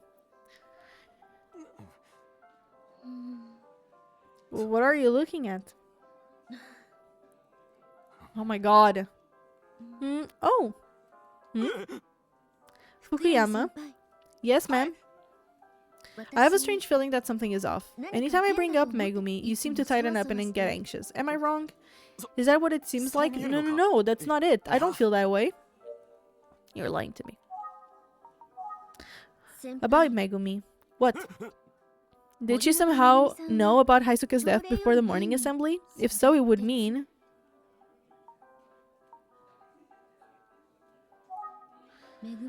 Was Haisuke killed by someone Megumi knew? It's a pretty big leap to assume that at this point. I shouldn't rule out any possibility. Mr. Utsugi is always warning us to consider everything. But what's the most likely reason she knew about Haisuke's death? Could have been something to do with Fukuyama? Fukuyama? Yes? You must have told Megumi about Haisuke before the rest of the class, since she's a representative? But unfortunately, telling her first isolated her from the others, leaving her alone to face the cruel reality. And she must have taken it very hard. That's probably why she hasn't come back to school ever since.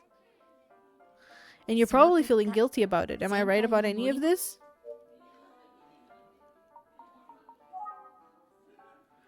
No.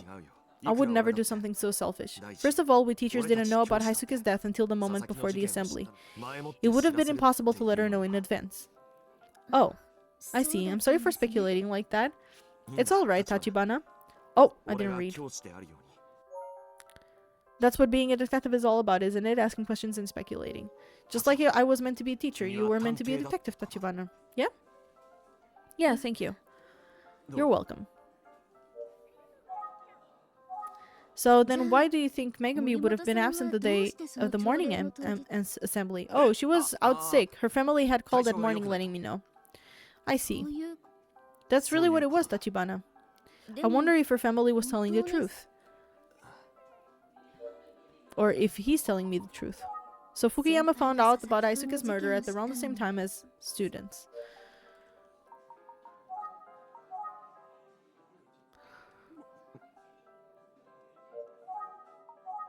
Since you are Megumi's homeroom teacher, have you checked up on her since she's been out? No, I'm afraid I haven't. It's difficult for me to visit her at her house. Huh. Why is he sad? Bro, this is only more sussy. I just hope Megumi comes back to school soon. She's in my thoughts.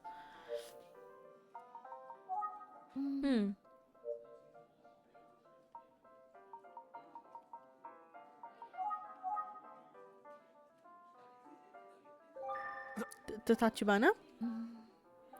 Nothing. You can call me Tsubatsa if you prefer Tachibana. Oh my god. Oh, it's gotten so late. Time flies when you're having a good conversation, right, Tachibana? Anyway, I have to leave now, but I'm afraid that my students are waiting for me. I'm sure you could chat all day long, but I'll have to get going. My apologies. I understand. Let's get going. I'll pick up the check, since Fukuyama took the time to meet with me.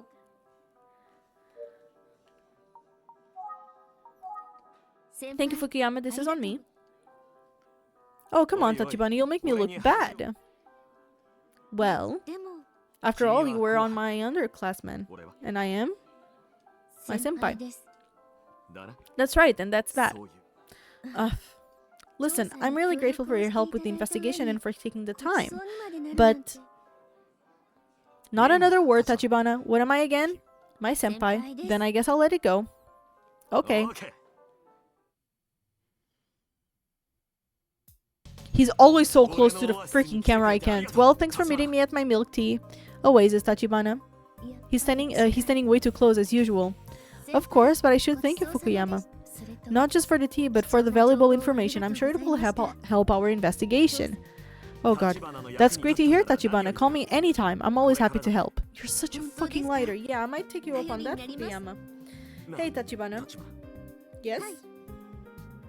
When can an old senpai see his underclassmen again? Huh, Tachibana? Again? Does that mean you'll continue digging up info at the school for me? Yes, of course. I'll look into anything you like. Great, thank you. I mean, I know your job is stressful. I don't want to add more. What you've told me is already enough. Tachibana, yes, I'm busy, but I know I have the unique privilege of being close to the kids at Minami Daisan Junior High. And as time goes by and feelings are less raw, I'm sure I'll have conversations about what happened. I could certainly imagine one of them providing information that helps unravel the mystery. You mean like the real reason Megumi hasn't been coming to school? Oh, yeah, that too. You've got to understand, Tachibana. I want to do anything I can for Haisuke. And if it helps you out as well, that's even better. Thank you, Fukuyama. You can always count on me. I'll be in touch, okay? Yes, that would be great. Have a safe trip home, Tachibana! Well, he rushed off, full of excitement. Good old Fukuyama, he really hasn't changed. Always makes me laugh. Still, I can't get over the way he looked when I brought up Megumi. I'll have to get to the bottom of it. Oh my god, that sound. It's already nighttime again. This is scary, guys. Dad, hold my hand. Hold my hand. Hold it. Hold it. Okay. I'm back, Amy. Welcome back, Ayumi. Can I get something to drink? On the way here, I stopped and picked up a few cans of milk tea. Oh, more milk tea. This is a new brand. You like milk tea, don't you?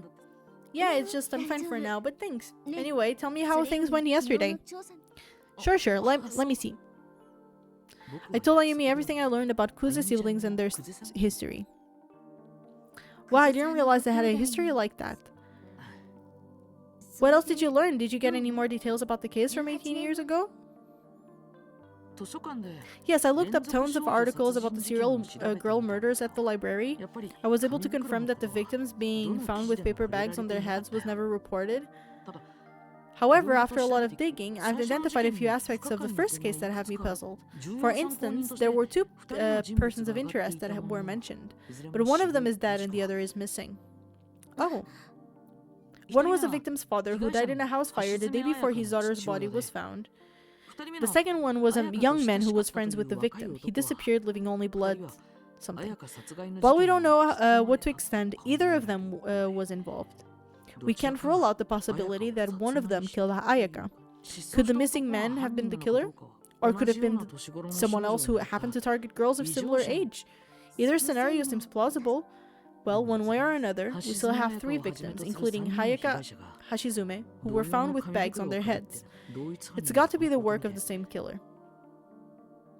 Remember that this was a high-profile case that the police failed to solve, despite all their efforts, so it won't be easy getting to the bottom of it, but maybe the key is the connection between that case has Haisuke Sasaki and the legend of Emio the Smiling Man. Speaking of that, I did find a common link between the older murders and the urban legend. In both of the second and third murders, the victims were seen crying shortly before they were killed. Just like in the Smiling Man legend, maybe there really is a connection. Well, let's stay focused and keep after it, okay? Absolutely. I do wonder if the disappearance of Makoto Kuze is also related. I guess it's our job to find out.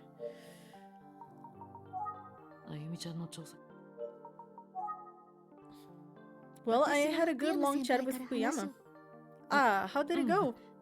Well, among other things, he mentioned that Asuka's grades had slipped lately. Is that so? Yeah, it even sounds like he might have had a hard time getting into the private school he wanted. But he also said that Haisuke himself didn't seem particularly troubled by it. Also, Fukuyama was squirrely about talking to the other students. He's only spoken with teachers so far. And I think that's about it. Oh wait, there's another thing about Haisuke's friend. I'm talking about Megumi, anyway. Apparently she's been absent from school for a while now. In fact, she hasn't been to school since the day that Aisuke died. But it's strange because the teachers and students learned about his death that morning. So you're saying she was already absent that day, but for other reasons? That's right. I thought maybe someone could have told her about the situation in advance, but it doesn't seem particularly likely. Maybe she was actually just sick? Yeah, maybe. I'm curious. Yeah. Let's review what we've learned today, Emmy. Good idea. Let's do it. Let's do it. Let's do it. Let's do it. It seems as though Aisuke had been having a few problems lately involving getting into a private school. His grades had slipped to the point that he was at risk of not getting into a top school. But he was supposedly unbothered about that. I don't know. In any case, I'm not sure how it relates to him being murdered. Megumi and Aizuke were close friends, but she stopped coming to the school the day his body was found. Why did he stop coming to the school that very day?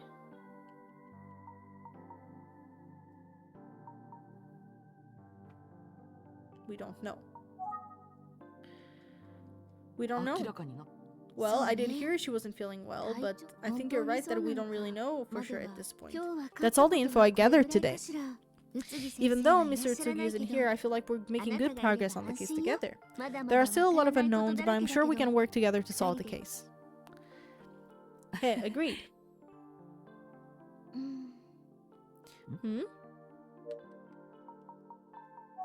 Hey, what's up?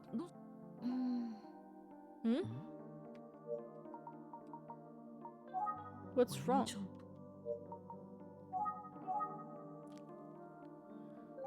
It looks like she's thinking about something.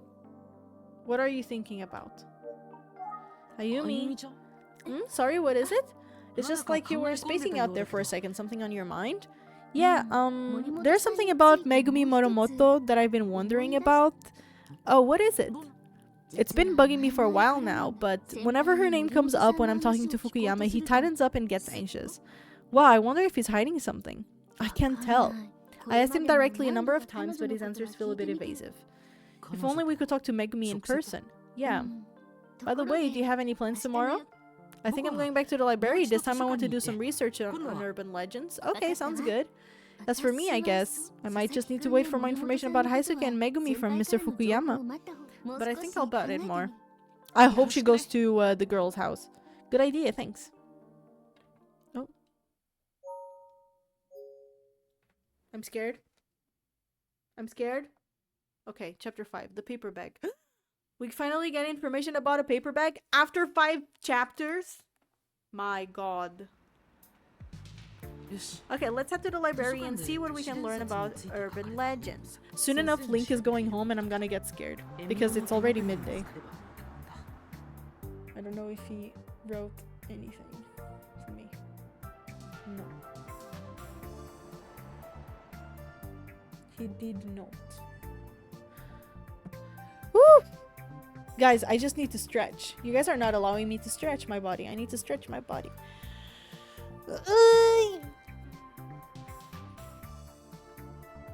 Oh my god, it even cracked. Oh my Jesus. Have you guys stretched today? Because I really need to keep stretching. Oh my god. I actually was feeling... I feel like I'm so tired today. I actually had such a poor night of sleep that I feel like I need to stretch properly to actually kind of wake up. I'm so sleepy. I wish I could take a nap before work. But I'm not going to. Unless... No, I'm not going to.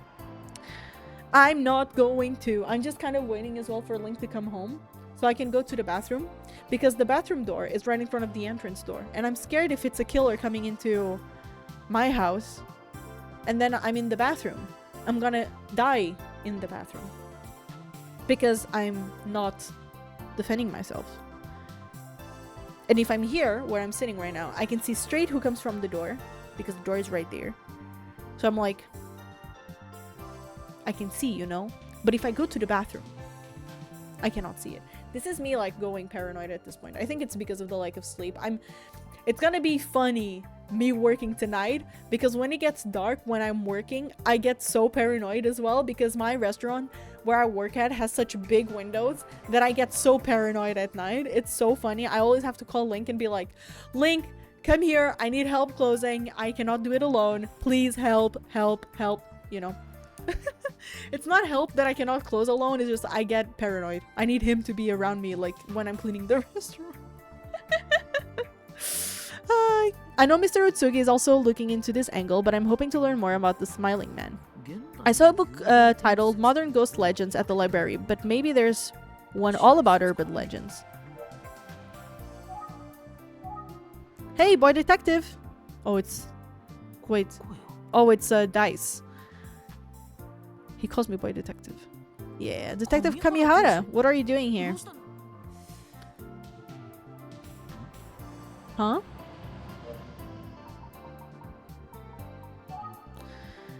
Detective Kuza has requested your presence. Really? Me? I'm afraid I'm going to need you to come with me. Okay, I understand. Wow, didn't that feel like we were in a TV show? I played the hard-boiled detective part perfectly. I guess. Anyway, I think I could be an actor if this whole detective thing doesn't work out, right? I'm a handsome devil. Maybe I shouldn't say that about myself, but I just did. Haha. Maybe you should be more concerned about the whole detective thing working out. Hey, what's up with you anyway, bot detective? Are you tired or something? I am. Oh no, nothing like that. I was just thinking about how energetic you always are. Right? That's me. Come on, get in. Let's go. I wish I was that energetic. We gotta move. Detective Kuze is waiting for you.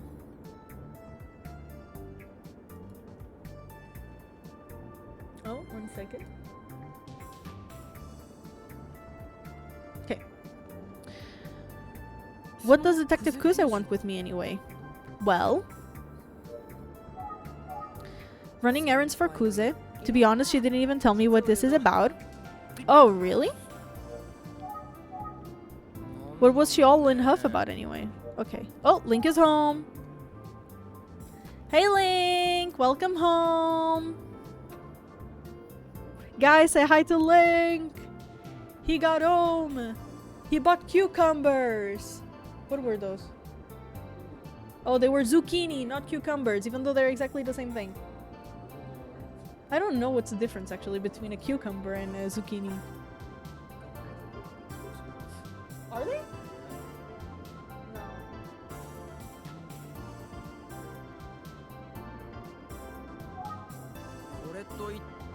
Huh? Like 2? So just to warn you, Kuza did not seem like she was in particularly great mood. Huh. Oh, does that sound familiar? Oh. I didn't read. Let me go back. Detective Kuza couldn't have known that I went to see her childhood home and her grandmother. You've got a weird look on your face. What did you do? Oh, sure. Now you put on the poker face. If you really did something and she found out, I wouldn't want to be in your shoes, the boy detective. I'm shaking just thinking about it. Can it really be that bad?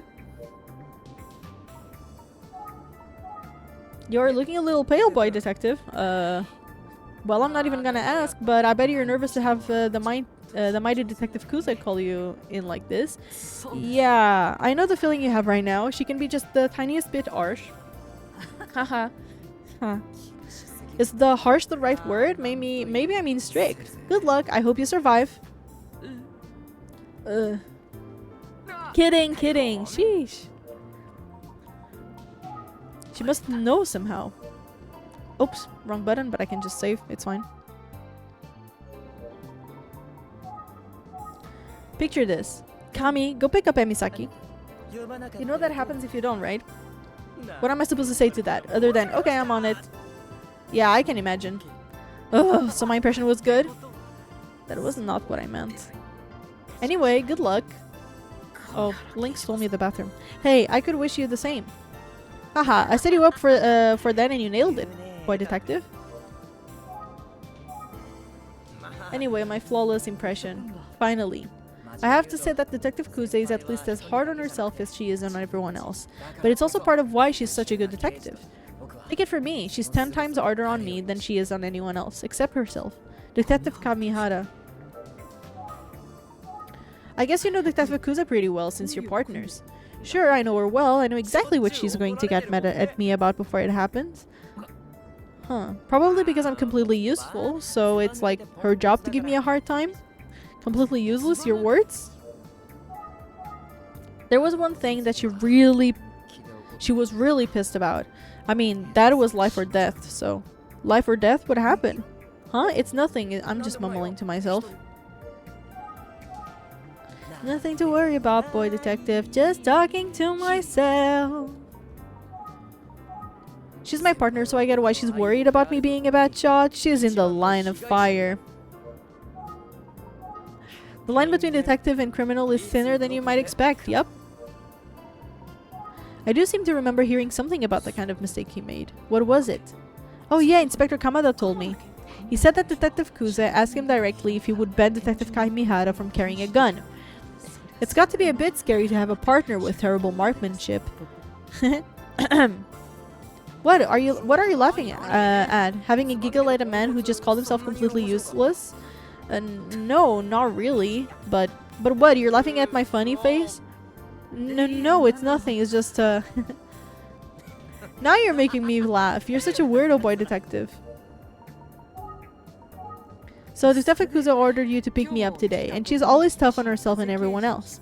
Yeah, that's right. As soon as I set foot in the station, she ordered me to get you. I didn't even get to eat breakfast. I was really hoping for coffee and a pastry. That's the real good breakfast. Oh, his belly's making noises. Oh, why did I tell you that? It's so embarrassing. Come on, it's not that funny, boy detective. There goes my stomach growling again. Perfect timing. Thanks, stomach.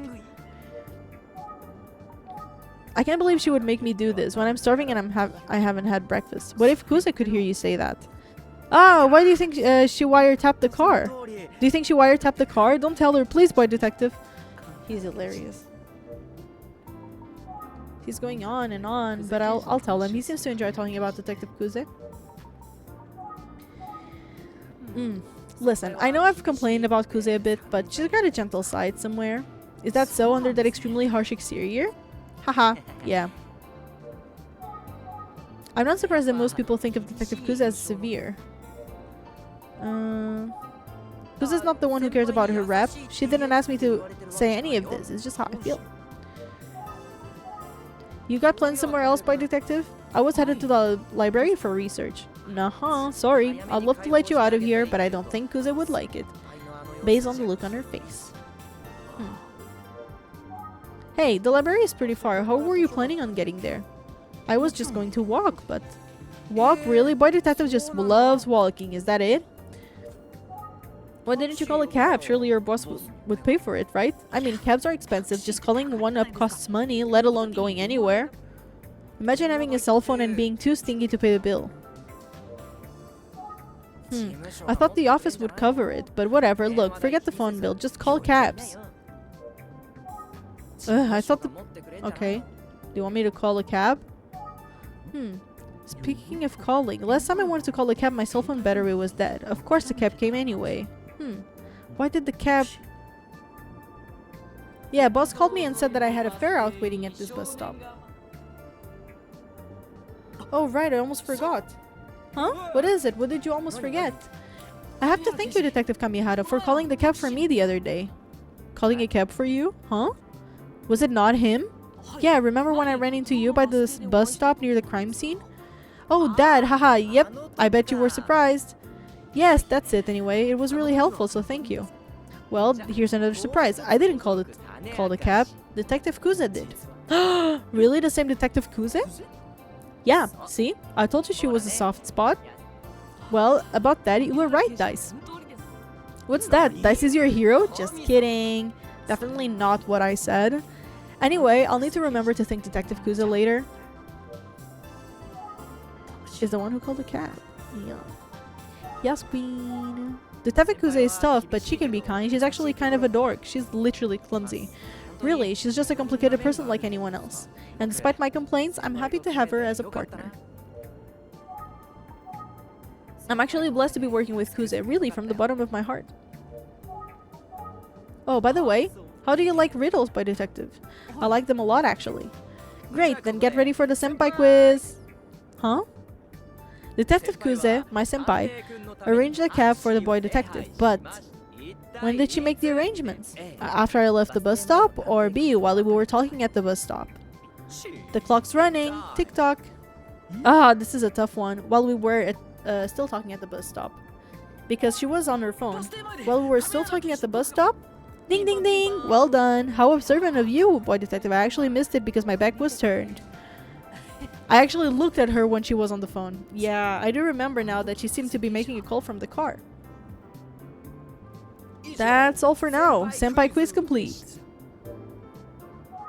Sorry, I only had one question for the senpai quiz. I'll have a new one ready for next time. This is such a Bali move. I don't know why. Bali would totally, like 100%, make something called the senpai quiz. Just to be called senpai. Sorry, that's just like my take on it, okay? The more I hear about the two of them, the more it sounds like Kuze and Kamihara are polar opposites. I wonder what they talk about when they're alone.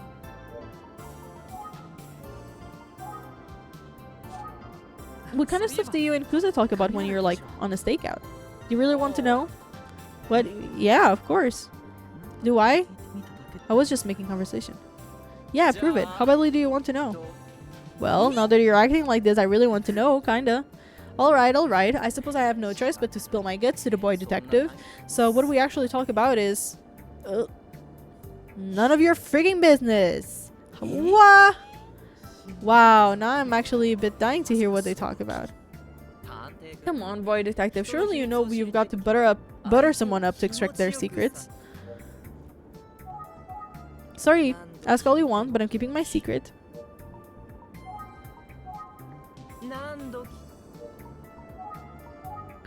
Actually, it's... Got you again. You really thought I was going to say it's still a secret.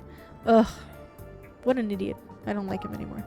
This is some odd detective work, but I guess I need to butter him up. This is the job I signed up for, so here goes nothing. Sorry, ask all you want, but I keep it my secret. If it isn't the most handsome detective on the force, that's coming out. What? Aw, I thought I would get a better reaction than that. Oh, you're messing with me, aren't you, boy detective? Hey, I'll take it. I'm handsome. It's really that easy? Well, since you're so nice, I suppose I'll bestow my infinite wisdom upon you. Detective Kuze and I usually just stick to talking about ongoing cases and investigations, but hey, do we chit-chat every now and then. I'm trying to imagine a casual conversation with Detective Kuze. Right? I probably talk too much, you don't say. Huh? What, you're surprised? You sure know me pretty well, huh? Already, huh? Even though we've only met a few times? Well... You're wondering what Kuze and I talk about when we shoot the breeze. I don't know, usually it's don't be late again, and you drink too much, and don't bring your gun, Cammy. That sort of stuff. Would we call that chatting or scolding?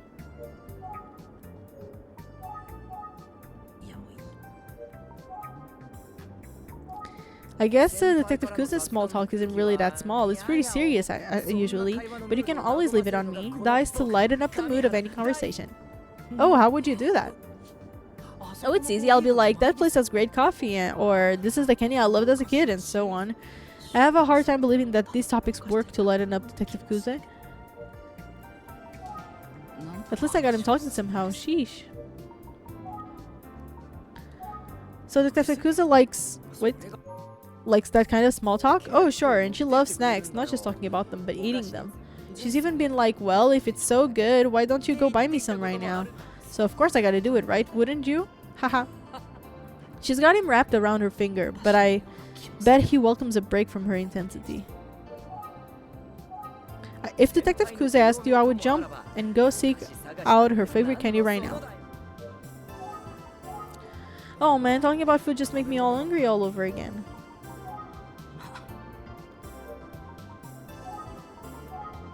Oh, this is so cool. So the other day I bought some candy and there was a prize inside. Detective Kuze was there. So you know I'm not making it up. I was like, can I get another? Wow, he's like a child. I know what you're thinking. Yeah, I was happy to get a prize as a child, and I'm happy to get one now. Also, I'm pretty sure Kuze was obsessed with the same sweets when she was a little girl. Oh, it's nice to hear that she's got a more human side to her. Also, if they were both talking about their childhood, I wonder what kind of things they discussed from when they were little. Maybe he even heard something about Makoto. Detective Kamihara, do you know anything about Kuze's brother? He's been missing for 18 years. What? Oh. Uh-oh. Detective? That question seems to have shaken him up. I think I need to look at him. Something about his face looks different, or maybe it's my imagination. Oh, actually, you know what? One time, Kuze and I talked about what we wanted to be when we grew up, like when we were kids. Of course, she turned out to be an absolutely lethal detective. Haha, I'm kidding. But her answer was surprising. She wanted to be a florist. Cute, right? Oh. What about you, boy detective? Did you always want to be a boy detective? Me? I've always been into cars. Really anything with wheels that drives fast. I wanted to be a driver. That's why I have license for literally everything now. You know, cars, commercial trucks, motorcycles. I even have my marine license. I see. Motorcycle license. Huh. Oops, here we are. Motorcycle. This was a long ass trip. Boy detective sounds so degrading. I think that's the entire point actually, because we are 19. Hi, Link! Well, here we are. Detective Kuze is waiting in the room at the end of the hallway there. Yo! How you feeling, mod? How you doing? Oh, my back is killing me. Okay. Detective Kuze is waiting in the room at the end of the hallway there. Great, thank you. I still need to go to the bathroom. I'm feeling skibbity. For real. OMG. Don't worry, she doesn't bite usually. Good luck, boy detective. See ya. You don't worry, I cringe reading that too. I just don't want to read the S word. Honestly. The second S word. Out loud. I don't want to be in those. Dang, he left before I could ask a follow-up question about motorcycles. And I didn't get an answer about Makoto. But that look he gave me when I asked, it tells me something. I guess I also failed to ask about Haisuke's case, even though we spent all the time together. But he said before he couldn't really talk about the investigation. That makes sense. So he probably wouldn't have told me much anyway. Well, let's go see Detective Kuze. How was work, Link? Pardon me. Come on in. It was work. Hey, almost done. 4 more days and you're rid of your job. 4 more days. 4. It's less than a full hand. Unless you are like Jinx and you lost a finger.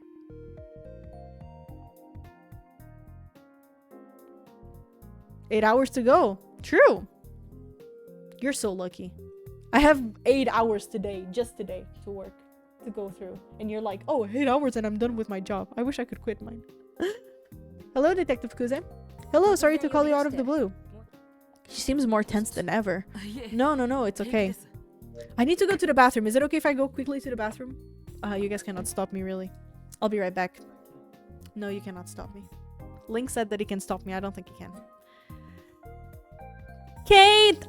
Can I please just go pee? I really need to go to the pee. Link, can we shout out Kate? And I'll be right back to talk to you a little bit if you want to stay here for a little bit, unless you have something to do. If you have something to do, please go. I love you. Mwah. Big kisses. But if you want to stay here for a little bit just so I can come back so we can talk a little bit, that would be great. That would be so good. But how are you doing, I'm your favorite Portuguese baby? But I'm not the baby. I'm old. But how are you doing? Okay, I'll be right back. I'm just gonna mute and try to be as quick as I can. But I drank coffee, so let's hope it's only pee. I'll be right back.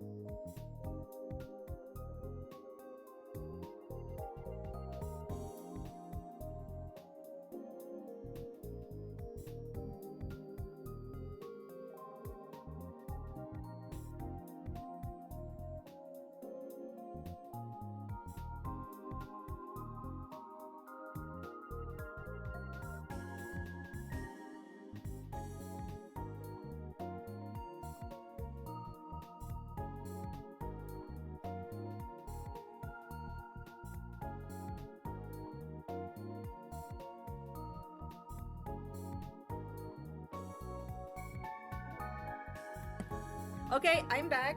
You guys cannot believe what happened in the bathroom. The toilet paper fell on the toilet. Like, and you guys are gonna react the same way that Link did, which is... legit Link said, oh, but that's where the toilet paper is supposed to go. Don't worry. It's supposed to go to the toilet. And I said, yeah, but it wasn't just like the toilet paper. It was like the toilet paper roll. I threw the toilet paper roll into the toilet. So I had to throw it to the trash. And that's I swear.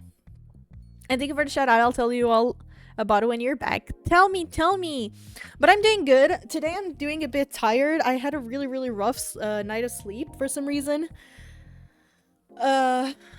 So I am a bit anxious in a matter of like I still am going to have to work after this stream, and I don't have the energy for it at all. And it's really, really cold today, and I don't want to go outside because it's -4 degrees. Even though when I go to work it's gonna be probably it's gonna be like -2, -3. But right now it's -4. And earlier, like 1 hour ago, it was supposedly -5 according to my phone. I don't know. And I am scared. And I hope that if it's gonna be this cold, at least can you give me some snow? But I hope you're doing great, Kathy. I'm doing good. How are you today? A bit hungry. Go eat something, Link. I wrote a gigantic paragraph and now I have to write it all again. I'm sorry. You go, girl. You write it. You write it. I hope you don't mind if we start with a few questions. What are you snooping around for anyway? Oh. So you know that I went to Yukariko village. Okay, I'll explain. Let me ask you first. Your brother Makoto has been missing for 18 years, is that right? And around that time, there was a series of murders of young girls which could be related to the Isuka's case. That's why I went to go see your grandmother. I knew it. I knew it was a bit sneaky. I apologize. No, I don't blame you. You're just doing your job. I feel bad for putting that kind of burden on your grandmother. I'm really sorry about that. BB, can you bring me a big warm something too? I'm cold.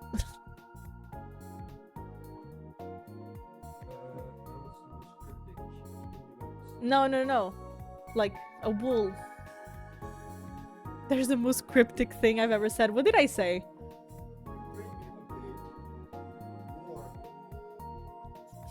Can I bring you a big worm?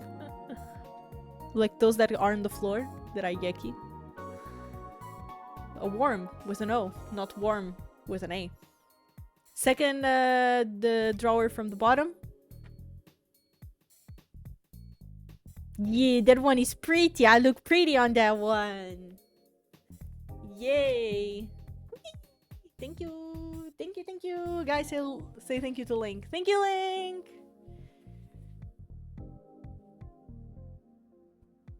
Oh, I'm wearing this upside down. Wait, I mean reverse, not upside down. Reverse. Oopsie. Punch microphone. Okay. Oh, feels so much better.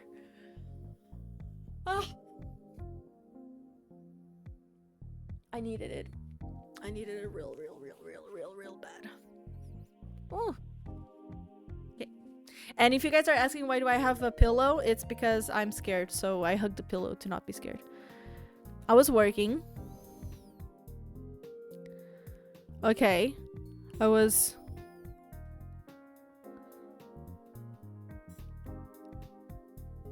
And now I'm on my vacation period. Portugal things. Wait, what do you mean hashtag Portugal things?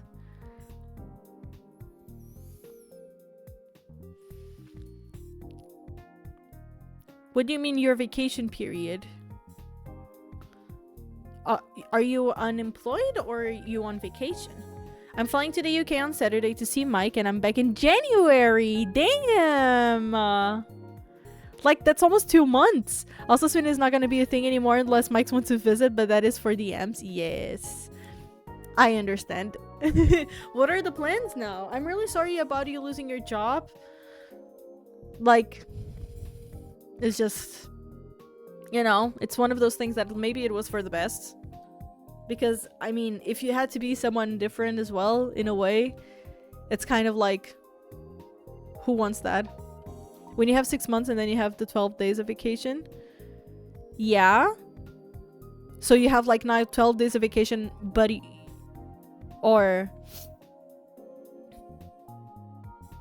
like if you weren't employed, how do you have the 12 days? Or is it like, instead of you giving like 1 month to the place, you just give 2 weeks and the other 12 days you just goes? Yeah, exactly. My contract ends in December 2nd. Yeah, okay, now I understood then. Then it's the thing that I was talking about. I actually know someone who did it kind of similar, where my sister used to work before she quit her job.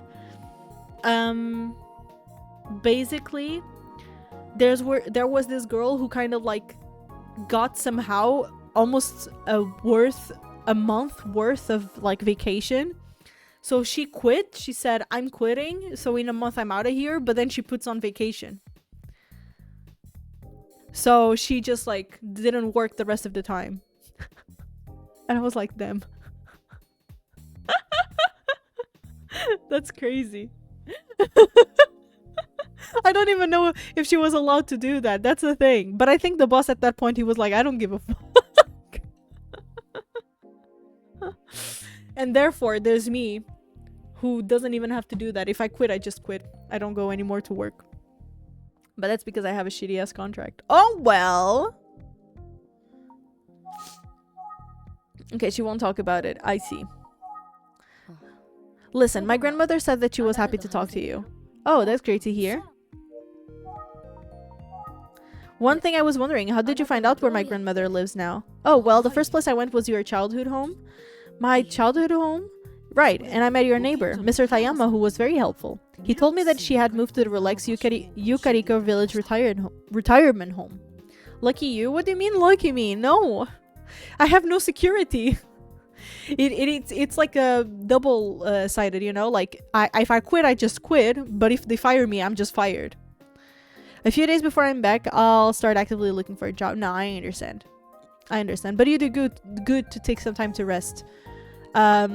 I have in my plans to not be working at the place that I'm working anymore right now around May, June. And then I'm gonna take the summer for myself, and then either I'll start actively looking for a job or I'll go study. Because yeah, I haven't seen Mike since August. Are you guys thinking about him moving to Portugal or you to the UK?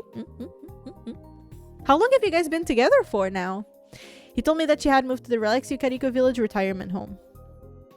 Ah, good old Mr. Tayama. No, me to the UK. Yeah, I don't think like if you're in a long distance relationship, like international relationship, I don't think if it's between a Portuguese and another person, unless it's like between a Portuguese person and a Brazilian person, the Brazilian person will move to Portugal. But I feel like if it's like a Portuguese person and like from the UK, Germany, even Spain, and like other countries, it will always be the Portuguese one moving. Because, yeah, Portugal right now, it's not really good for career-wise, and especially with the problems of immigrants and things like that.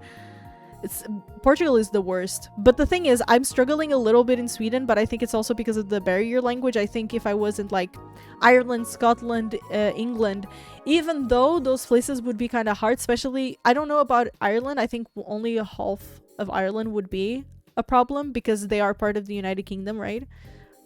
Or is Ireland fully independent? I don't think it is. I think a part of Ireland is still connected to the United Kingdom. So if you wanted to go to like England, Wales, Scotland, and a bit of Ireland, I think Ireland is independent. Fully independent? Fully? Isn't it like North Ireland and South Ireland or something like that? Okay, then if you were to go to United Kingdom, like Wales, England, and Scotland, you would have a trouble because of the passport, I guess. So, and like, I don't know how it is because like they are not part of the European, like They are in the European continent, but they are not part of the European Union. Therefore, getting a work visa must be harder to go through. You know what I mean? Because it's not as like easy as it is to move to another European country.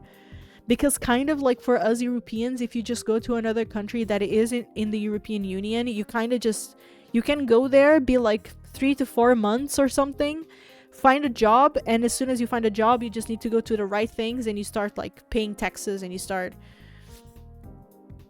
like things like that.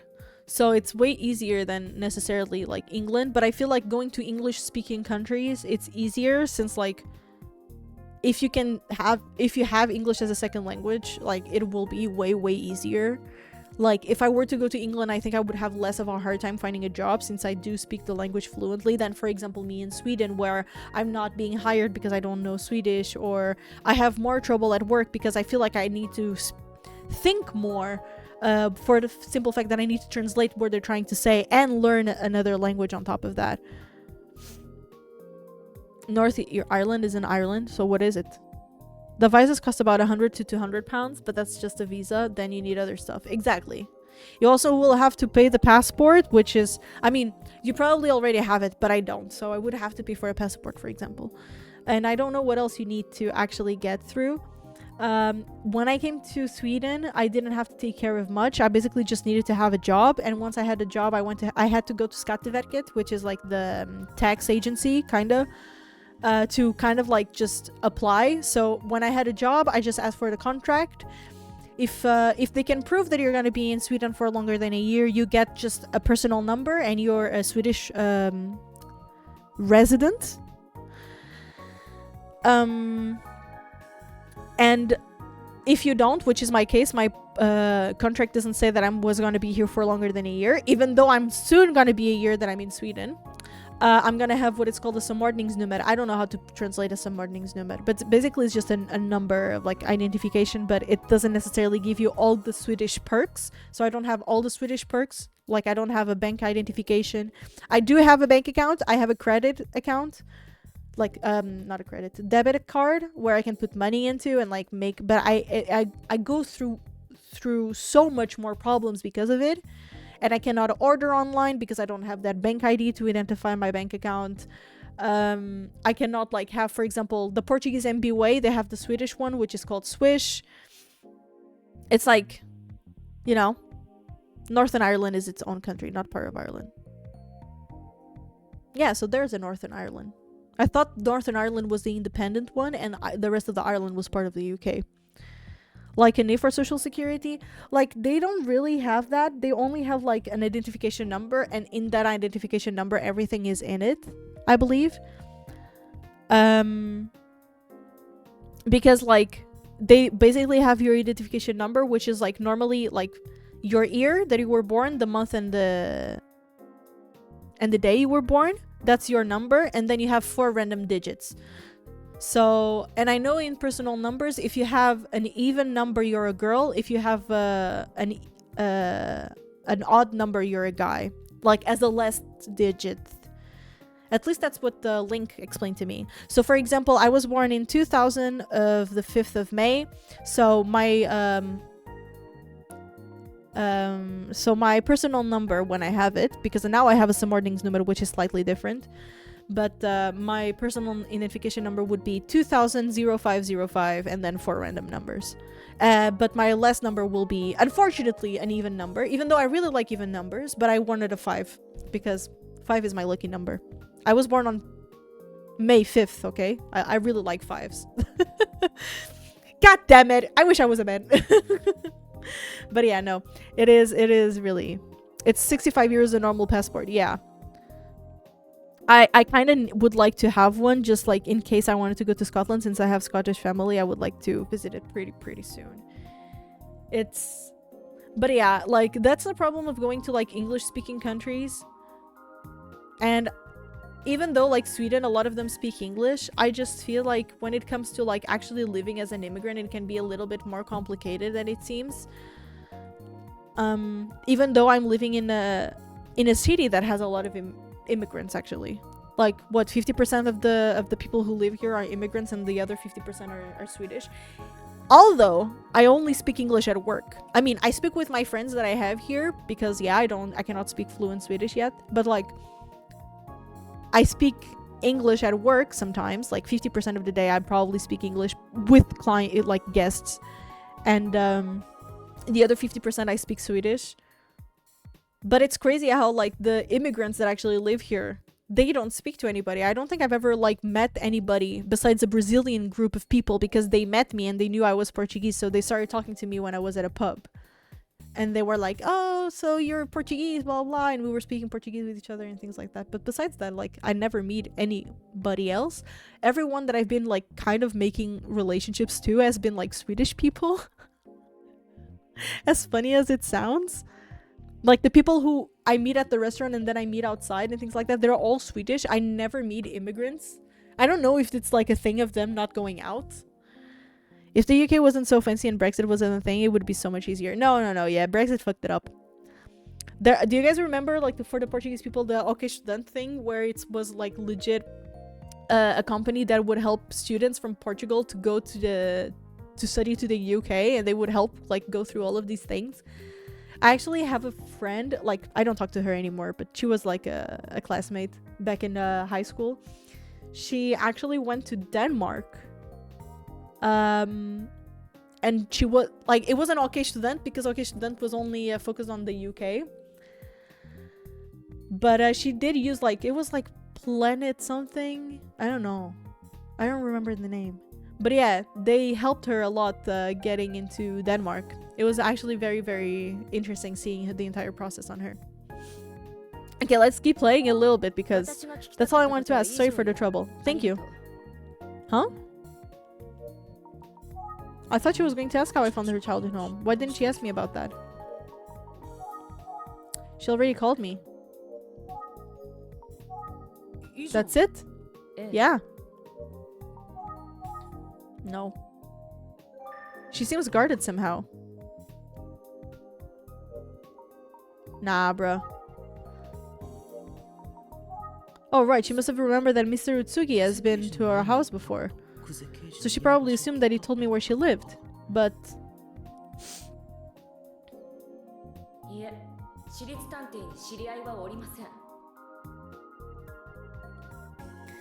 if the UK wasn't so fancy... Yeah. Hi, Grim! How you doing? Guys, say hi to Grim. It's his first message here on the chat. Let's make him, her, them feel welcome. Brexit cocked things up both ways. A lot of people of my generation who voted for that pack. Okay, I would figure out, Grim, that you are from the UK. Who voted for that pack of lies. Forget that it stops our free movement in Europe too. Yeah. Unless you're from Northern Ireland and took up the Good Friday Agreement provision that lets you hold dual British and Irish citizen. Wow. Which unhold union's friend of mine did. Bizarrely. Him. Okay, nice to meet you, Graham. How you doing? But that's actually, I didn't know about that British and Irish citizenship. That's very, very interesting. But yeah, no, I remember when the Brexit happened, I was kind of young, and I'm a person who is not that keen on to politics. I don't know much that happens around the world. I should. It's my own ignorance, and I'm pretty aware of it. That's why sometimes it's really hard for me to go through certain topics. So if sometimes I shut down in certain topics, don't take it personally. It's just because I don't like talking about things that sometimes I don't know about. But hey, we learn every day. Either way. I did not know about it, and I remember like when the Brexit happened, I didn't know it would be such a huge thing. I think I only noticed that Brexit was a thing like only 2 years later, and I think I only noticed now even more when I moved to another European country. Because I mean, I'm a bit more aware of like the things that it's been happening and like where do I want to travel and things like that. And especially with my grandma passing away last year. I have Scottish family, so like for example, my grandma who sadly passed, she lived with me in Portugal, but her sister moved to Scotland when she was a certain amount of age, and she met a Scottish man, and she made her entire family in Scotland. So I have Scotland like second and third degrees cousins. You know, guys, like those people are actually my mom's cousins, but we consider them cousins because but they are like my second, third, and fourth degree cousins, if you know what I mean. And when my grandma passed, some people of my family came from Scotland, but I remember because my grandma had two nephews. Has two nephews. They are gladly alive. And only one of them came. With my grandma's sister. And the other nephew, which... my cousin, she couldn't come because she didn't have the passport and she didn't have money to pay for the passport. Because in a way, at least for me, I feel like Brexit is very, very recent, and I don't necessarily feel the repercussions of Brexit, besides like, okay, I need to pay for a passport and I need to pay if I want to see now my aunt, like, so my grandma's sister, I need to get my passport to be able to travel to England, which is not England, Scotland, which is very, very expensive, because not only I would have to get my passport, and then I would have to get my trip, and that would be extremely like expensive. I would have to make it like knowing, and I would have to actually plan it ahead, because it's kind of crazy with the like 65 euros for a passport. Like, it doesn't seem like it, but it's quite a lot, especially in the Portuguese like mindset and the amount of money that we get. Guys, in Portugal, like the minimum wage is between 800 to 900. It's euros a month, which is nothing. Okay, you have expenses, you have places to go. Especially if you live in Lisbon or around Lisbon, you have to pay like 40 to 50 euros a month just to be able to go through the transports. Like, my mindset about money changed so much. When I came to Sweden, I see money in such a different light right now, because I actually can tell that I feel comfortable. I gain more than 1,000 euros a month, and I'm working part-time. Or I work around, like, I gain, even if a little bit, because winter is more different, and I'm paid by the hour, because the job that I have, I get paid by the hour. Like, I don't have as many hours in my schedule right now, and I'm still gonna roughly get not more than 1,000, but around that amount of money. And like, for a part-time, that's nothing. Like, I mean, what the fuck did I just say? That's a lot compared to the Portuguese mindset, where you work a full-time job, you have to commute, so you spend hours commuting, hours at the job, you're working endlessly, and you get 120 euros around it. I don't know if it went higher. I think it's gonna go higher in 2025, but it's crazy, you know. I'm English, I look old, but I'm not quite. I live in Wales. Yeah, I think it's one of the few people I've had from Wales. How did you find my stream, Grim? Welcome, Grim. Yes, same, Emmy. Yeah, I know all too much. I've been following politics since the late 70s. I have a son who lives in Perth in Scotland. My family lives in Glasgow in Scotland. I've only been to Scotland once, when I was 8. I'm 24, so it's been a while. I don't remember much. But hey, thanks to my family, it's the reason why I know English. My youngest. How many kids do you have, Grim? So what do you think about Japan playing a permanent role in the global financial mini crash in the early August 2024? Okay, Link. Okay, I'm looking at you right now. Guys, for those who do not know, Link is my boyfriend. He's right in front of me, okay? like this is crazy. Okay? Okay, Link, tell me all the 5 members from One Direction, okay? Without Googling. Tell me all the 5 members from One Direction without Googling. Minimum wage is 100, and he said okay, and he's just writing it down, but I'm pretty sure he's gonna Google. He doesn't know all of them. If he does, he gets a hug.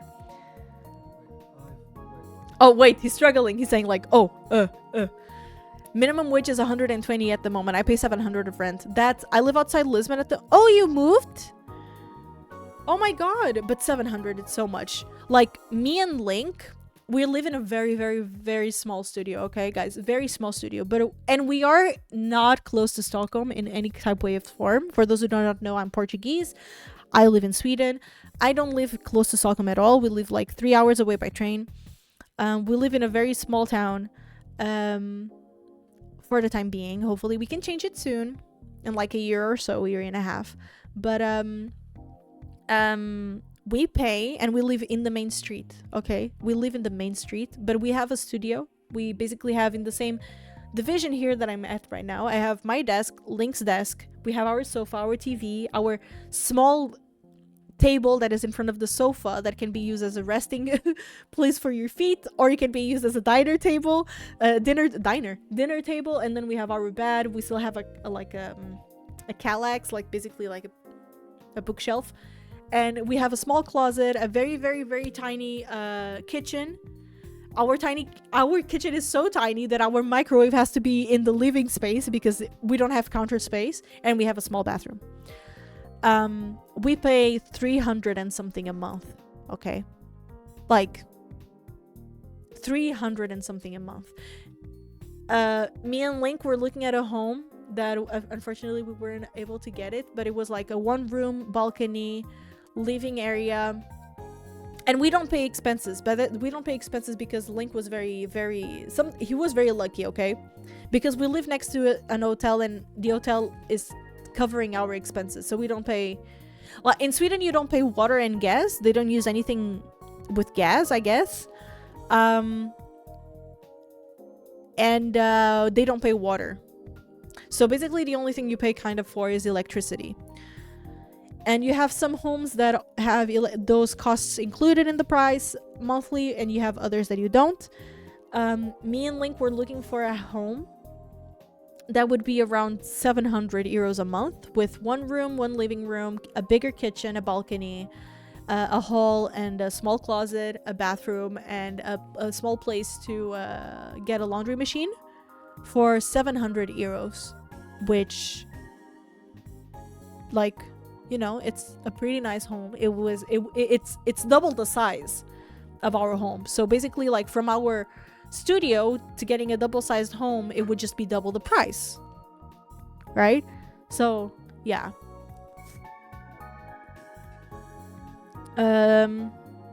Wait. Sweden doesn't have a minimum wage. Instead of the minimum wages are agreed with unions and lends around 1,800 to 2,100 euros. Yes. The biggest reason for your current circumstances is attitude in Scandinavia. What the rest of the world erroneously calls communism or socialism is called something else where you are. It's called mainstream politics. I read it in from somewhere a fair time ago.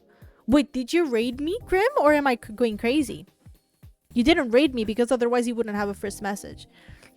I honestly don't know much about the politics in Scandinavia. I know that they are very right-winged for here.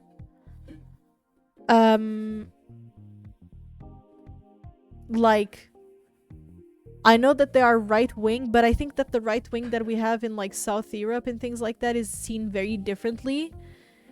Because, yeah, like, I think the ideas can change a little bit, but I don't think this is like drastic right-wing, like the right wing that we mostly stereotypically know for. Because like Sweden follows a lot of equality and like equality amongst people. Like, doesn't matter if you know, the color of your skin, it doesn't matter your sexual orientation, it doesn't matter if you're a woman or a man, your gender doesn't matter, you're gonna be treated as an equal. Like, if they put a woman, a black man, a gay man, a gay woman, a gay black woman, or a gay black man, it, like, you know, it you know, it doesn't matter, like, for them. Like, as long as you have the education, if you can do your job, you're gonna be paid the same people on the same like level as you, and if you work more, you're gonna be rewarded, you know. I have 3 sons, all grown men. Aw, the eldest got married in July. Congratulations! All but 1 are older than you. How old is your youngest? Link right now on Google, rooting for both of you. Me and Link, thank you. Zayn Malik, it's a Malik with an I, but that's okay. Liam Payne, Harry Styles, Lewis, Tom Linson. It's Tom Linson, like not Tommy Linson. And Niall Oren. Unsure about the spelling on some names though. Yeah, no, pretty good. I'll give you a hug later. Good job. You did good. I've been educating you very good. Instead of learning about politics, you should learn about Next step, you know what it is, BB? The next step basically is you learning all the One Direction songs. We can start with the first album. I'll DM you. Okay. Some pay water. Like, I think Simon pays water and my parents, etc. But gas is basically not used here. Too inefficient. But that's funny because Antonio told me... I love calling him Antonio. I don't even call him by Anthony anymore. Antonio told me that no one pays for water. Oh, if you pay for water, it's crazy. That's what he says. Off to cook now. Oh, it's already 1. Oh, I'm going to work in 2 hours. I don't want to. No Grim came on a raid from someone. My house is tiny. 3 steps out my bedroom and I'm in the bathroom. 4 steps out of my bedroom and I'm in the kitchen. Yeah. It's kind of like me and Link. Like, if Link's get up, turns around, he's in the kitchen. I read it in with someone else weeks ago. Sorry. No, don't be sorry. I'm just not very smart. My IQ is not very high. But I hope you enjoy your time here. I really do appreciate you stopping by and coming back. Pretty much my flat, and it's 1 step from my bedroom to my bathroom. Basic. Okay. Only me here, though. Youngest is 28th next March. The one in Scotland. The 2 are in England. How far away is Wales and England? Or is Wales in England? Wait. Wales and England are separate, right? You have Wales, England, and... I'm so sorry. My geography is not that bad. It's bad, but it's not that bad. Okay? I'm not like American level of geography that we see on TikToks, okay? But it's just like... I'm actually bad. Like, we cannot be good at all, okay? I was good at languages. I was not that bad at mathematics. I was good at arts. You know? I was good at history. I'm just not good at geography. They are, but they're not because of the Edward I. Okay, there you go. They are, but they are not, exactly. Well, in Portugal, Portuguese people don't get any help because all the insert specific nationality that here that's invading Portugal gets everything. Sorry, don't mean to sound mean or anything, but it's reality. Hence why Mike isn't coming here. I don't let him. I'm moving to the UK. I mean, I think it's just like a matter of like how the country does deal with a lot of different topics, and they can be able to actually get back on track, which Portugal is not being able to. Portugal doesn't have that capacity. I mean, wasn't it like 2 years ago that we were dealing with our corrupt prime minister? And he had to quit his position? Like, what? I think it was like right a bit before I moved to Sweden. We had like a freaking corrupt prime minister, and I remember telling Link like, thank God I'm leaving this place. I'm fucking done. And that's why I don't even put effort in knowing politics, because like things just change like this. People just get corrupted like that. Like but I should learn about it. I should get more an idea about it so I can actually know what the hell is happening in my country and like actually try to make a difference. They are, but the UK is a bag of contradictions. The English have tried for 800 years to stamp out the Welsh language. It's still spoken as a first language where I live. Welsh? Oh, that's so nice. One of the northern dialects. That's so fun, Grim. Right? And now we have... Today. Yeah, but that one is out because it was the old one that I think it got spoiled. There was bad in my tummy. But is there one in the fridge? If there's one in the fridge, then it's good. But like when you know that when you open milk, the milk is only good for like 3 days or 4, right? It is. It doesn't stay there for... Okay, then I'm gonna open a milk and I'm gonna tell you to drink in December. So this one is good, The one that was already in the fridge.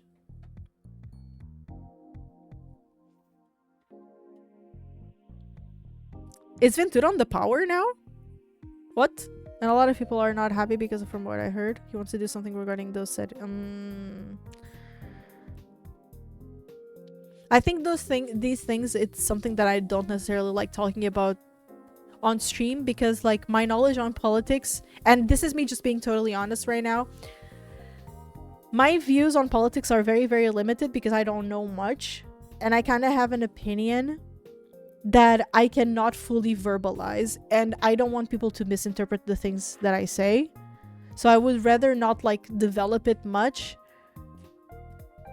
because I also feel like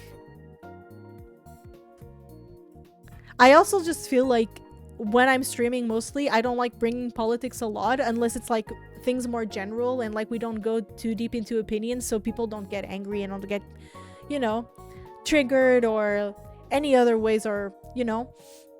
But it's also because I don't want to really start talking and then I'm totally like taken out of context, which has happened several times. So I just like, it's something that right now I'm just trying to protect myself from. And yeah, my knowledge of politicals are 0.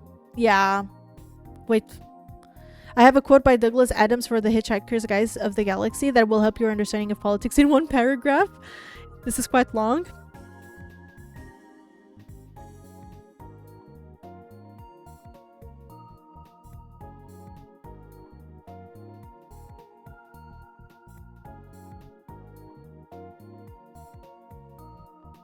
Oh, wow. That it's so important to understand if you want any comprehension of how the world is really run. That's crazy. Damn. Damn. But hey, guys. I hope you guys don't take it personally that I'm kind of moving on. At the same time, I want to end this chapter before I go to work. But I really do appreciate this small conversation about it. But I hope you guys understand why if I don't also like develop too much into it, because there you go, I just don't want to be taken out of context and like missay anything. But I really do appreciate you guys talking about it as well. Now, the thing is, the question of the day is for you guys is, what have you been playing lately? What do you normally play, Grim, if you do play anything at all? I don't know. I don't know if you're just a watcher. Maybe you're just a watcher. Once you understand that, you know where to look for the real answers. Yeah, no, I understand what you mean. Let's go! And how is your day going so far, guys? I mean, I would guess that for me it's 1:12, but for you guys it's 12:12. Oh! Make a wish! Make a wish, you guys. 12:12. Fortnite until about 2 months ago? And what about now? Valorant? I haven't been playing Valorant in so long. Yesterday, something unbelievable happened. What happened? I don't think so. I haven't worked with any PIs before. I remember her denying that she ever met Mr. Utsugi. Why would she do that? Has she genuinely forgotten? Or I guess I should take this opportunity to ask her about it, even though it makes me nervous. No, you should ask. 100%. Detective Kuze, could I ask you a question? Mr. Utsugi told me where your childhood home is, so I went and checked it out. Anyway, he said that he met you 18 years ago at that location. But you... Like I said before, I don't know Mr. Utsugi. That's all there is to it. Girl, you're being annoying. Wow, the look on Detective Kuze's face.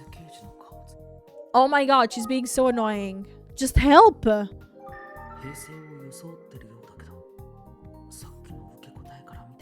need to burp. Pardon. Sorry. When I guess what I won, what did you win? My duo quit. A lead in Northern Ireland I'm mod for, so I haven't played it either. I played a very old Star Trek game and a bit of this and that. Nice! What is your favorite type of genre of games, though? Do you normally go for single-player games or multiplayer games? It feels like she's trying to keep a level head, but based on her response, I think she's lying about not remembering Mr. Utsugi's visit. So the day that Makoto disappeared, Kuze returned home alone, and according to Mr. Utsugi, she seemed terrified. There's something about that still bothers me. I don't know if she's willing to say more, but I should at least ask her about Makoto. Let's... Perdão, love it. Miss you speaking Portuguese. Every time I burp in Portuguese, I have to say perdão. Always. You have a riot buddy? That's amazing! That's so nice! Who did you play with? You burp in Portuguese? Come on! Did I say that? Link is saying yes. No, when I burp, I always have to say perdão in Portuguese. That's what I meant. Multiplayer games like OGs stopped being fun when the hackers ruined them for everyone else. Can you give me examples of MMOGs? I'm so bad at game genres. You did? I swear to freaking God, my brain. Number 3, son. did buy me Lethal Company for Christmas last year so I could play it with him and number 2 son. It's a funny game. Have you played it? Have you had the chance to That's so fun to play games with your kids. That's what I look myself up to. I want to have kids and play games with them. I don't want to be like that old person who's like, what is the button where I click? Even though that eventually it might happen. Massively multiplayer online games. Fortnite is one. Okay, got it. Have you ever played Apex and things like that? Do you like them? Or is it more like Fortnite? Sounds like me when I'm playing horror games and I get scared, so I cuss in Portuguese. I mean, we're still Portuguese at the end of the day, so you just gotta give that. It just gives a little bit of a different pizzazz, you know? All the COD games are too, but I don't play COD. I've never touched a single COD game in my life. Ever. Detective? Yes? If you don't mind, I have a few questions about your brother Makoto. I do mind. What you got from my grandmother is all you're going to get. I'm not opening to reminiscing. Ugh. So enough about me and my brother. Got it? Yes. Why are you so scared? I figured, but it was worth a shot. No. Oops, wrong button. What to do, what to do? She doesn't seem like she's in the mood to answer my questions. I might have to leave without any of the answers I need. I should probably get going. Sorry, but I thought of one more question for you. Yes? Did you find any useful information about the Sasaki case? Why, is the investigation not going well on your side? Sorry, it's confidential. I can say anything more. Then it's confidential for me too, bitch! What? So I understand that it doesn't seem fair, but it might help if you shared anything you found with me. I suppose part of our job is helping the police. Well, one of my colleagues is researching more about Haisuke's history and relationships right now. And as for my findings, I have an eyewitness who saw a motorcycle parked near the crime scene on the night of the murder. Really? A motorcycle? Yes, a motorcycle. Which probably was your partner, because you probably knew about this before. Mike's favorite word is foda-se. What is your favorite Portuguese word, Bibi? Bacalhau. He keeps bacalhau. Bacalhau. What did you say now? He says foda-se is a pretty fun one too. Bacalhau means cod for codfish, for those who do not know, and foda-se means for fuck's sake, kinda. Or like fuck, kinda, in a way. Like foda-se, for fuck's sake. Apex uses easy anti-cheat too, and as far as I can tell, it's called that because it's so easy to beat. Oh wow. So no. Okay. I played a lot of Apex before, but like many years ago. It's been a while. That detective is so annoying. Just spill it out, hun. I swear to God. And this story is actually so interesting. I'm just gonna show you guys very quickly. Basically this kid died, asphyxiated, and there's like a story of this killer called the Smiling Man who finds like crying girls. And he has a paper bag on his head and he has a smiling face drawn on it. He tells girls that they don't have to cry anymore because he will give them a permanent smile. Then he kills them. The story goes that Smiling Man leaves his victims where they were killed with the same type of paper bag on their heads that he wears. The story of the Smiling Man is eerily reminiscent of the real series of murders that took place 18 years ago. Some say that if you laugh when you meet him, the Smiling Man won't kill you. Others say if you see his face, he will kill you. And then this is like all the people that we're meeting, like some other investigators, other police people, then some people that we talk to, like witnesses and people who, you know, and it's actually like, and for a 2D, a visual novel, I'm gonna tell you guys, I'm not the biggest fan of visual novels. I like them, but I don't like them because they can get boring from the simple fact that they don't move much and there's not a lot happening. But like games like from Ace Attorney, this one, they are very fun. You also have like Coffee Talk if you like something like more chill, and like Valhalla, the cyberpunk simulator, bartender simulator. They are very fun, but like this one actually has like some dynamic to it because if you can look at her, she is not moving but she's moving, you know. And like they actually try to make it as much as, you know, and it's not that hard. They actually gives a lot of hints. They give a lot of things. It's actually really fun. Are the police aware of the motorcycle? No, first I'm hearing of it. Her hair is moving. Her fingers are moving. Their expressions change according to when they talk. When they talk, their lips move. It's actually like really nice. The eyewitness account places it about an hour after they submitted time of death, so possibly irrelevant. Irrelevant or relevant? Irrelevant. It's really, really nice. She moves as well, like she's actually breathing, if you notice. Yeah, like she's going like... It's really, really nice. Maybe she really doesn't know? Where did you get this information? I talked to a cab driver at the scene. He was the eyewitness. Yeah, like the shoulders, the chest, like you can see everything moving. Like even the jacket, if you look at the button on the right side, right under the dialogue box, you can see like the button like slowly going up and down. He said that lots of riders stop to go pee. You want to say pee. He said that lots of riders park on the side of the road at night for reasons. Got it. Thanks. Of course, I hope it's helpful. I didn't realize the police didn't know about the motorcycle. I bet they will question the cabbie now. Ooh, I've got an idea. I could try thanking her for calling the cab for me. Hey, this looks like a game a Dutch streamer I follow would enjoy. Well, you can recommend it to him. I actually am playing this on the Nintendo Switch. It was given by Nintendo Portugal for me to play. And I mean, I'm playing it in the morning because I'm so scared of like anything that is scary, slightly scary. So I played it in the morning so I'm not scary anymore. And I'm actually enjoying the game quite a lot. This game has 12 chapters. We played the prologue and 2 chapters yesterday, and now we're played chapter 3, 4, and we're on 5 right now. So, hey, so yes, you're the one who called the cab for me, aren't you? How did you know? Well, I just wanted to say thanks. It was a big help. It was nothing. Don't thank me. Ugh. So that's it, huh? No other info? In that case, let's get back to work. Right. Hell no. But Deva's mood seems to have changed. Yes, that's what I wanted to click. I don't know why I clicked on think. I wanted to click on look. I want to look at your face. She looks kind of uneasy, almost like she's embarrassed about something. Do you guys like 2D games much? Or is it like things that you guys look and I'm like, I don't like it that much. I know she's got a scary reputation, but I think Detective Kamihara is right. Deep down, she's vulnerable. A vulnerable, awkward person like the rest of us. Ai! Que susto!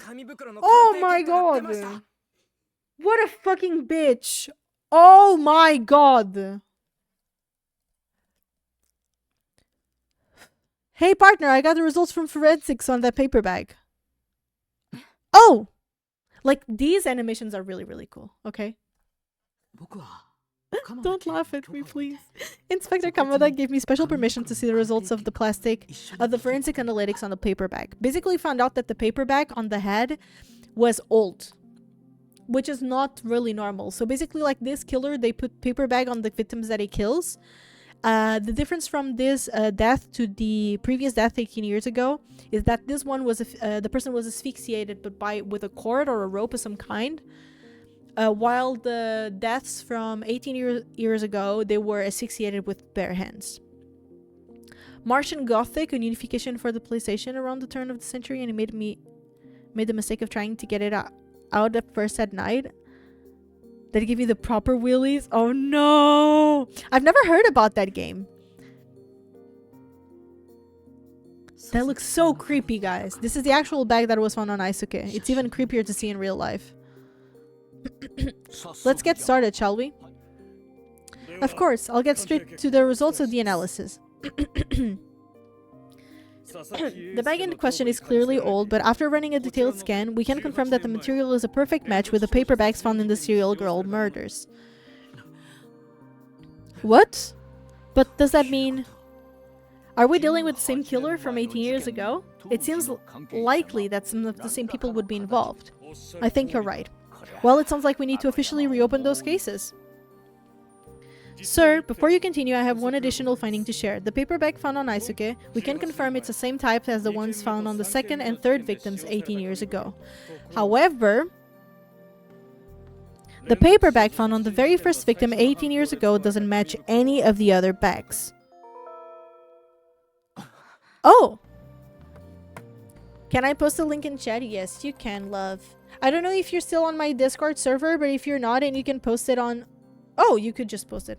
Oh no, you can do it again. Oh my god. You can do it again. I had to permit you.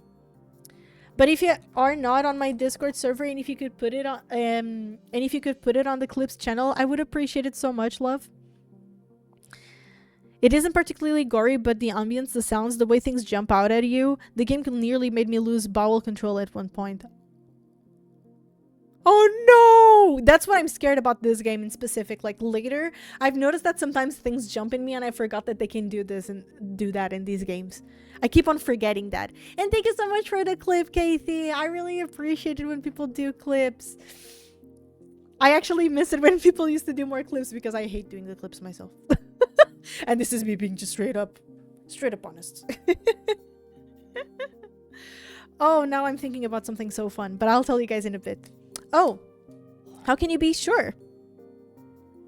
The Clips channel on my server, love. It's called Clips channel. Is on the important info.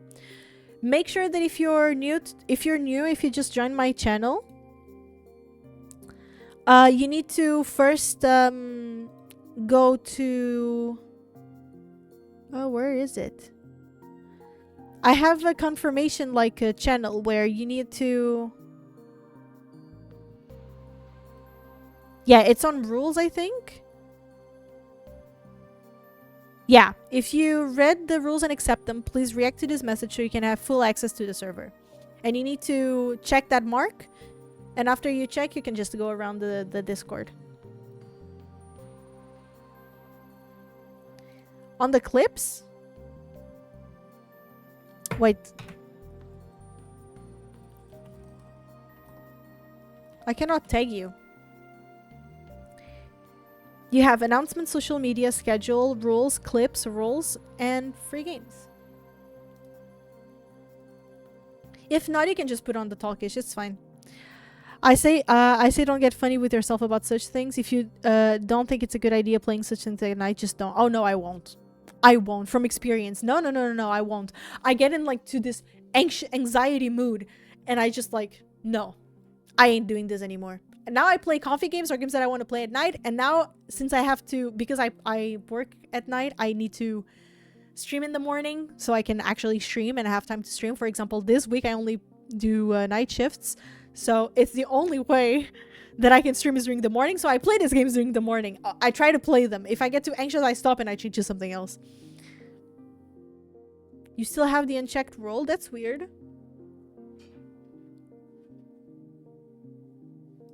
I don't know why it wouldn't work. Maybe you need to wait a little bit.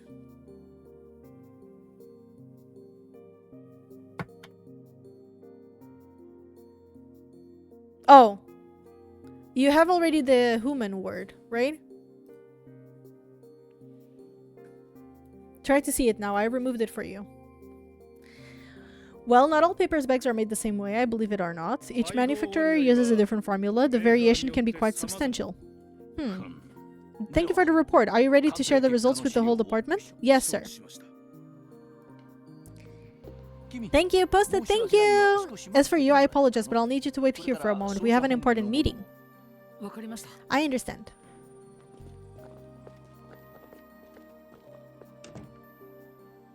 So, it turned out that the forensic analysis of the paper bag revealed a new clue, and Inspector Kamada is meeting with his team to review the findings. It may take a while.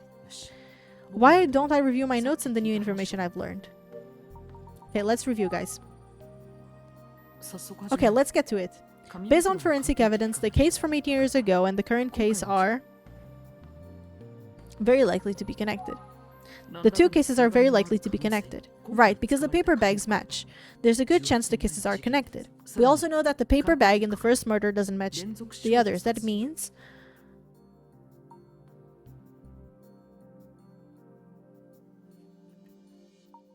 it can have different types of bags. Maybe they just picked them up at random, but it's true that the bags weren't the same in the second and third murders. Anyway, I'm not sure what conclusions I can draw from that.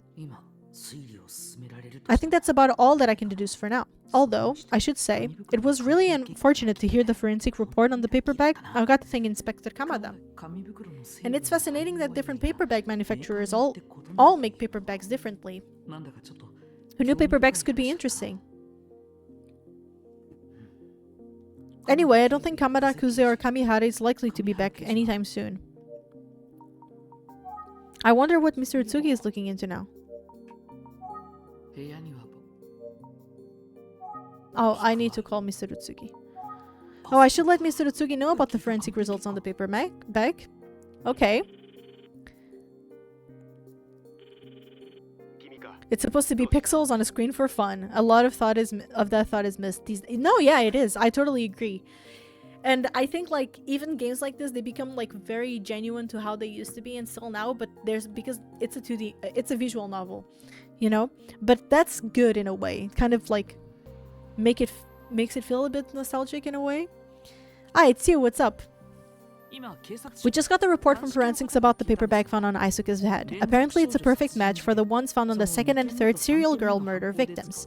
Oh, and what about the first case? Not a match there? That's right, the bag from the first murder was different.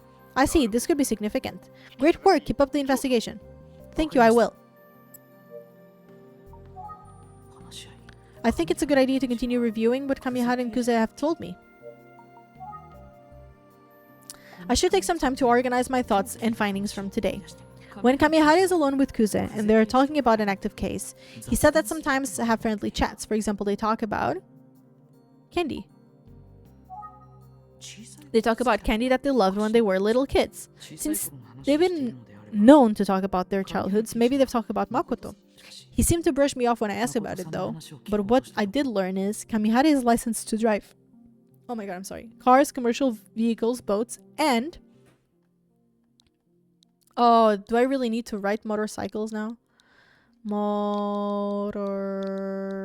It's here. Let me put an S. Kamihara is licensed to drive cars, commercial vehicles, boats, and motorcycles. That's right. Kamihara is licensed to drive motorcycles. But aren't all police officers licensed to ride motorcycles? That was my impression. I wonder if there's anything I can deduce from my conversation with Detective Kuze.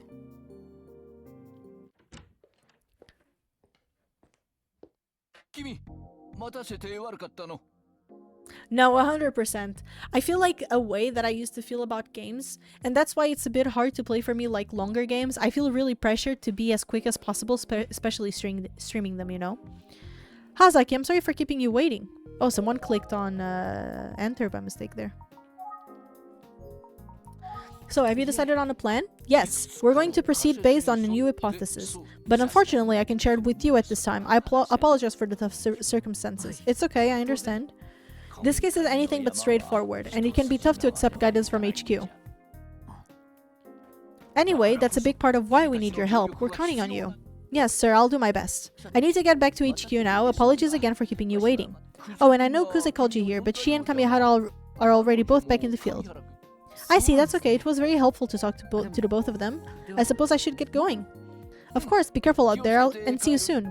The thing is, if you're hiring private investigators from a detective office, why in hell would the police not tell you the information to the investigators?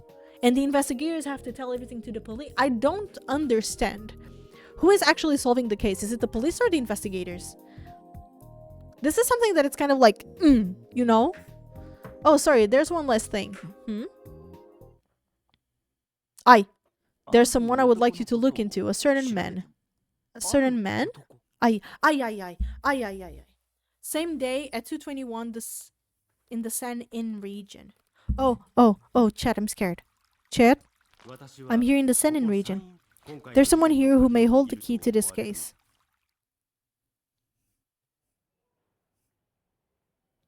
Why are you digging into this Asian history, huh? You some kind of reporter or something? Wait, you're the guy from the magazine, right? No, I'm not. I'm just a curious person. You sure about that? You strike me as some kind of reporter or journalist. No, I assure you I'm just an amateur with too much time on his hands. Lunks for JUMPSCARE redeem. I actually don't have one because I think I would actually shit myself. I actually think I would shit myself. It would be a good idea actually, but I would have to make it expensive. Otherwise, I would legit poop myself. But I have a Meow redeem. They scare me.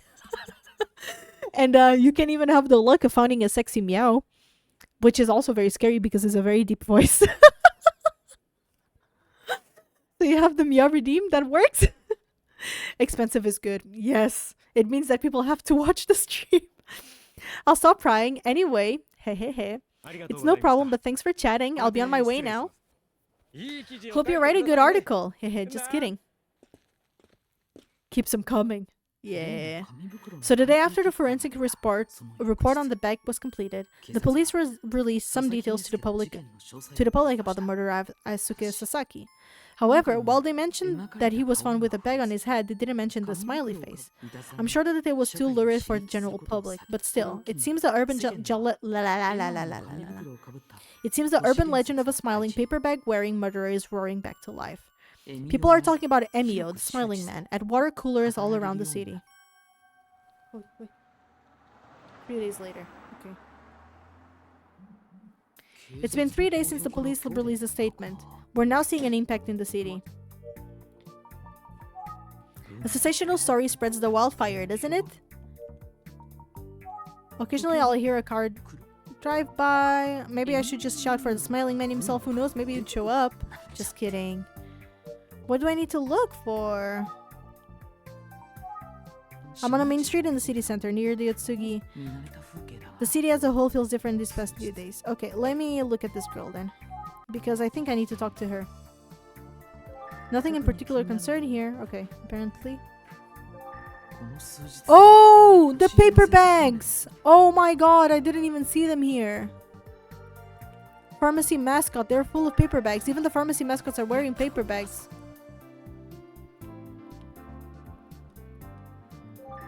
So even a local pharmacy has caught the smiling man fever. Someone's calling me? It's Ayumi. Hey Ayumi, what's wrong? She's our co-worker. For those who do not know. There's a segment on the TV show that I'm watching now about the urban legends. I bet it's about the smiling man. Oh, well, I'm almost back to the office. I'll see you soon, okay? Okay, be careful. It feels like you cannot watch. Like you cannot put out enough information because people just make jokes about it. I spoke about it last stream. It's like the same thing when it was like the clown situation. You guys remember? There was like a bunch of assassination of clowns, and then people started like going around with the clowns and things like that. Hey Yumi, I'm back. Welcome back. Check this out. Fascinating. He's the one who supposedly wears a strange paper bag, right? The rumor going around is that he placed similar bags on the children he killed. We've put together a recreation of what those bags might have looked like for you. Let's take a look, shall we? Okay. Oh my god, that's actually so creepy. Wow, it's really creepy. And some of them are so small. Oh dear. Oh god, oh god, oh god. Well, there's a rumor going around about a child version of the smiling man as well. Who's that person? A child? My goodness.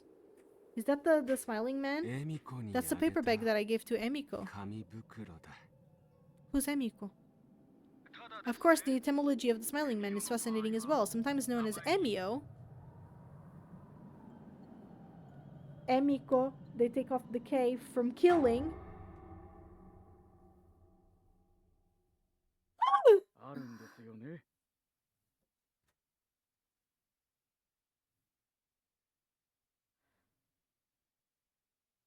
To look like a clown. Yeah, it's like things like that. And then I remember actually people going around dressed up as clowns, and that's the problem when like you as a communicator and journalist, the information that you put out for people, because some people don't really understand how like heavy it can be.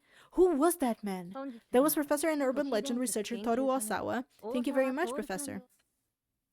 So that old person with the mask, who we probably know or will get to know, he gave that paper to someone called Emiko.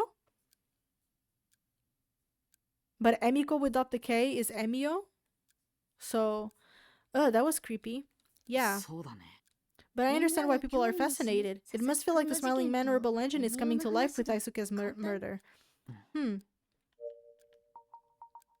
I don't think the TV program mentioned Aisuke's case specifically. Did they mention Aisuke specifically on the talk show? Yeah, just before you got here, they said a young boy was killed in Kofuku City. I see. Yeah, so anyone who knew Aisuke would know they are talking about him. Right, well in that case, maybe someone who knew him will come forward with some new info. Yeah. Observations? I just can't believe how much attention this case is getting, but I guess the Emio legend, the smiling man, is pretty famous. True.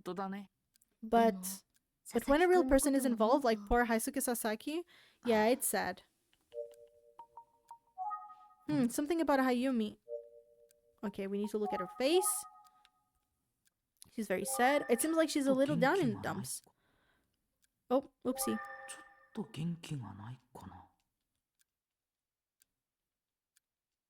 I was clicking the wrong button. Hello, Ayumi. Do I have to think? Oh, I didn't read. I'm worried about Megumi with all of this going on. Everyone's talking about the smiling man. And she's just devastated about losing a close friend. Yeah, losing a friend, what a nightmare. Just when I was thinking she seemed a little off today, I wonder if this all reminds Ayumi of Yoko. Who's Yoko? When I started talking about how Megumi must feel, it seems like she must have thought about it. Maybe we shouldn't have watched that show. Which just reinforces the idea that the most common element in the universe is not hydrogen, it's stupidity. Nice burn, Grim. Nice burn. Nice one. She probably doesn't want to talk about it. Wait, what am I supposed to do then? I want to hear cheer. Hey, Ayumi. I know we're still missing a lot of pieces, but let's put our heads together and see what we can figure out. You know, for Haisuke and for Megumi. Oh, yeah, you're right. Let's do our best for them. Great, so let's review what we've learned so far. Can you help me? Yes, of course. Before we start, Emmy, I want to say thank you. Thank me for what? We haven't even started our review yet. Give me a chance to be brilliant, okay? Haha. Did you guys like my laugh? I think my laugh was very attractive. Isn't it? First case of death is the Aisuke Sasaki case was asphyxiation for being strangled with a cord-like object. Yes. Right. Aisuke was found with a paper bag that had a smiley face.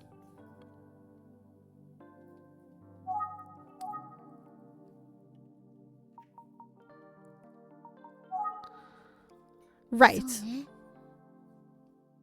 Additionally, there's an urban legend that strangely mirrors this case. The urban legend is known as the Smiling Man. It's usually called Emio, the Smiling Man. Of course, the urban legend isn't the only strange similarity to this case. There were a number of similar cases 18 years ago. Those were known as the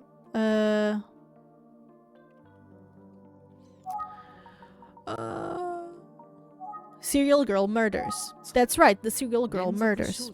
In the serial girl murders, there were 3 female victims. They were Hayaka Hashizume,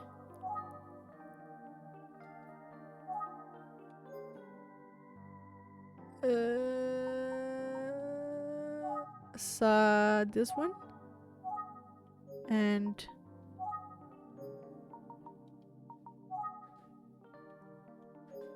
I don't know who the other person is. This one.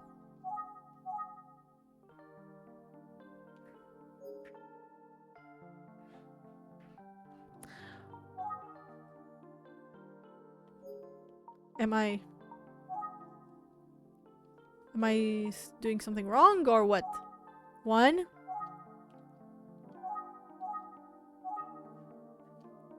Is it selected or not? This one? Ah, okay. I unselected them. Oopsie.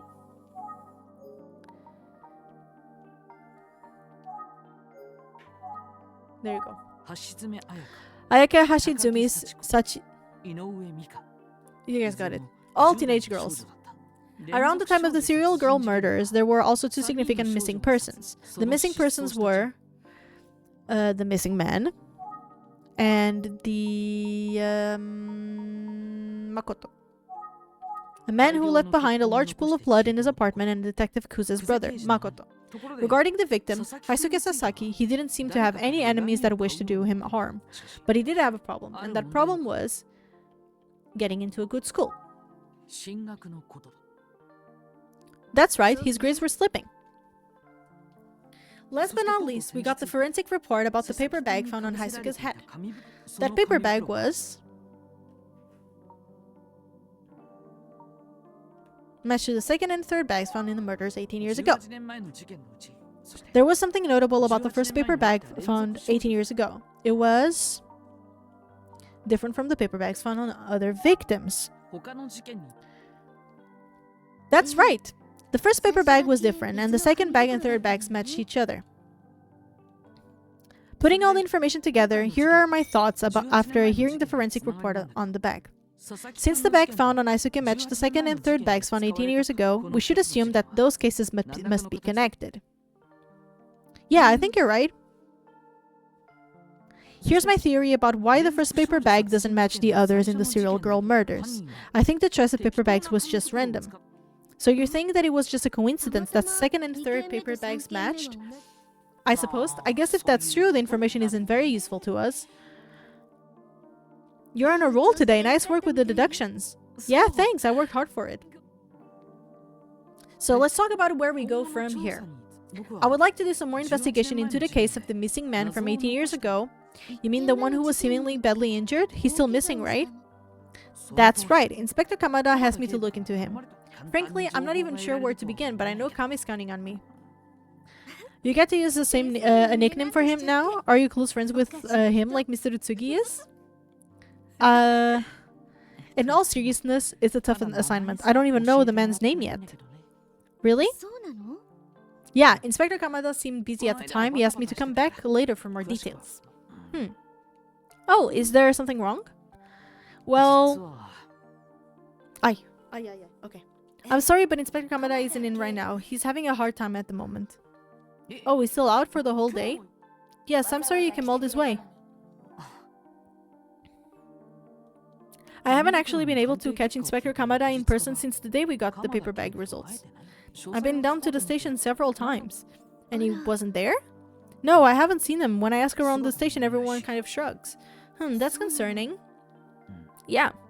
Maybe he's just super busy with the investigation. Yeah, I guess I'm getting kind of a bit antsy. I can help him if I can see him.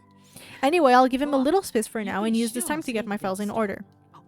Oh, I should make some coffee while I'm at it. Do you want some? How would you like it? Oh, actually I'm on my way out. Oh, could you be going to... It's not like it's a big secret. I was about to tell you before you started acting weird. Ah, the suspense is killing me. I'm going to Megumi Morimoto's house for a chat. Oh, wait, what? If nothing else, maybe my presence can offer her a little comfort. Oh, that sounds good. Woo! Woo? I'm just relieved that Megumi is feeling well enough to talk to you. Well, I'm actually going to talk to her mom first. I don't think Megumi is ready to talk yet. That makes sense. It seems like she's been struggling for a long time. I meant I'll definitely try to check in on her as well. Anyway, I'm off. Good luck and be careful. Is this the beginning of chapter 5? Is it 5? No, 6. 6. Existence. Oh,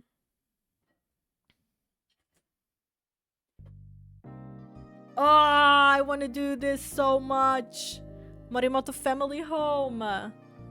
Megumi's Morimoto was a good friend of Aisuke, has been absent from school since his death. Guys.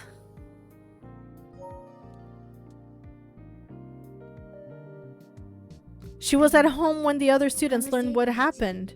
What had happened. That's everything Fukuyama knew. I'm here to see if I can find out more. I would love to talk to Megumi herself, but that's likely going to prove difficult.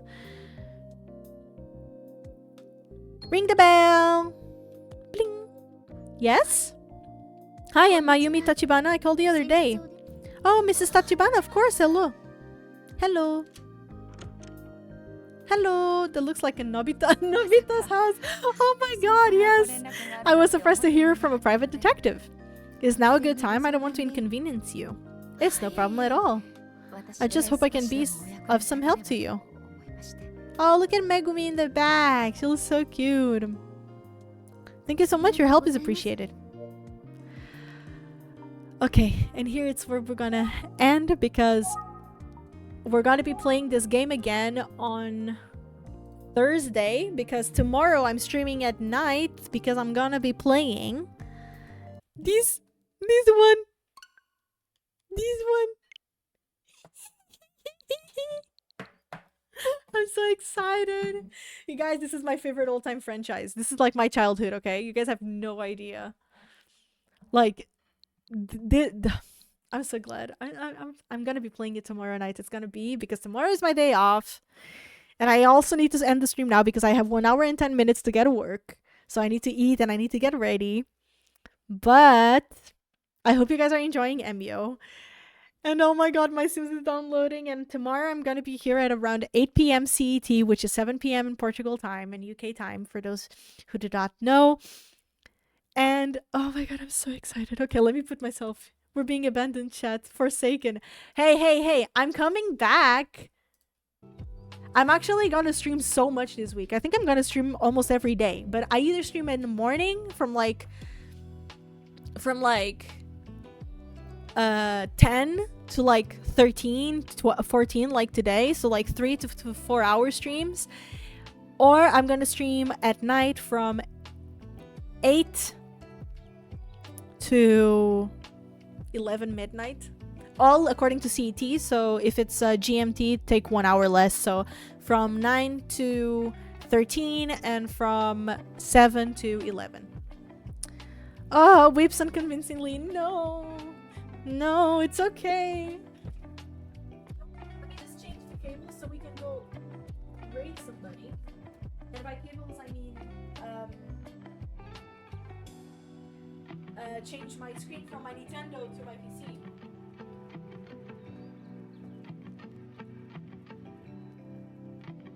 So I can have my screen back. Because a girl needs to indeed. It's I hug. Exclamation I hug. I actually need to update all of my things. Commands. But guys, I have about 26 time zones in my head. I know you're an hour ahead. But better to make sure, because I less than a year ago I was having the Portuguese schedule, and then I'm just used to saying CET and then saying the Portuguese time because I have a lot of people from Portugal too. So it's good when people from the UK come, because then it's easier for me to say. When I have American people here, I'm always like, which time zone am I talking about right now? Oh no. I cannot memorize time zones for the life of me, you know. But guys, if you haven't yet joined my Discord server, please feel free to do so. I always post there when I'm going live, and also on my social media. But we are watching Arcane together on my server. We are trying to talk more and trying to be more active. So if you want to be active with us, please. I've also published on my Instagram, Twitter, Blue Sky, even though I don't have my Blue Sky link yet there, but I have to put it down. I'm out for a young glass in Portugal. She's on the same time as me. Yes, exactly. That's how I know that like UK and Portugal is in the same time zone. But now that I'm in Sweden, it's like, it's a little bit different, no? It's a little bit different. So I'm kind of getting myself used to it.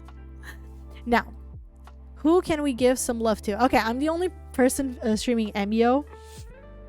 So the real question is, who are we going to be giving some love to?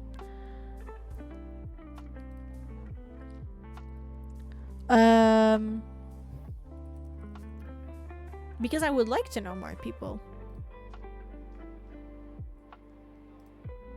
Let's see. Oh, there's barely people who actually tag themselves as European. I thought there would be more.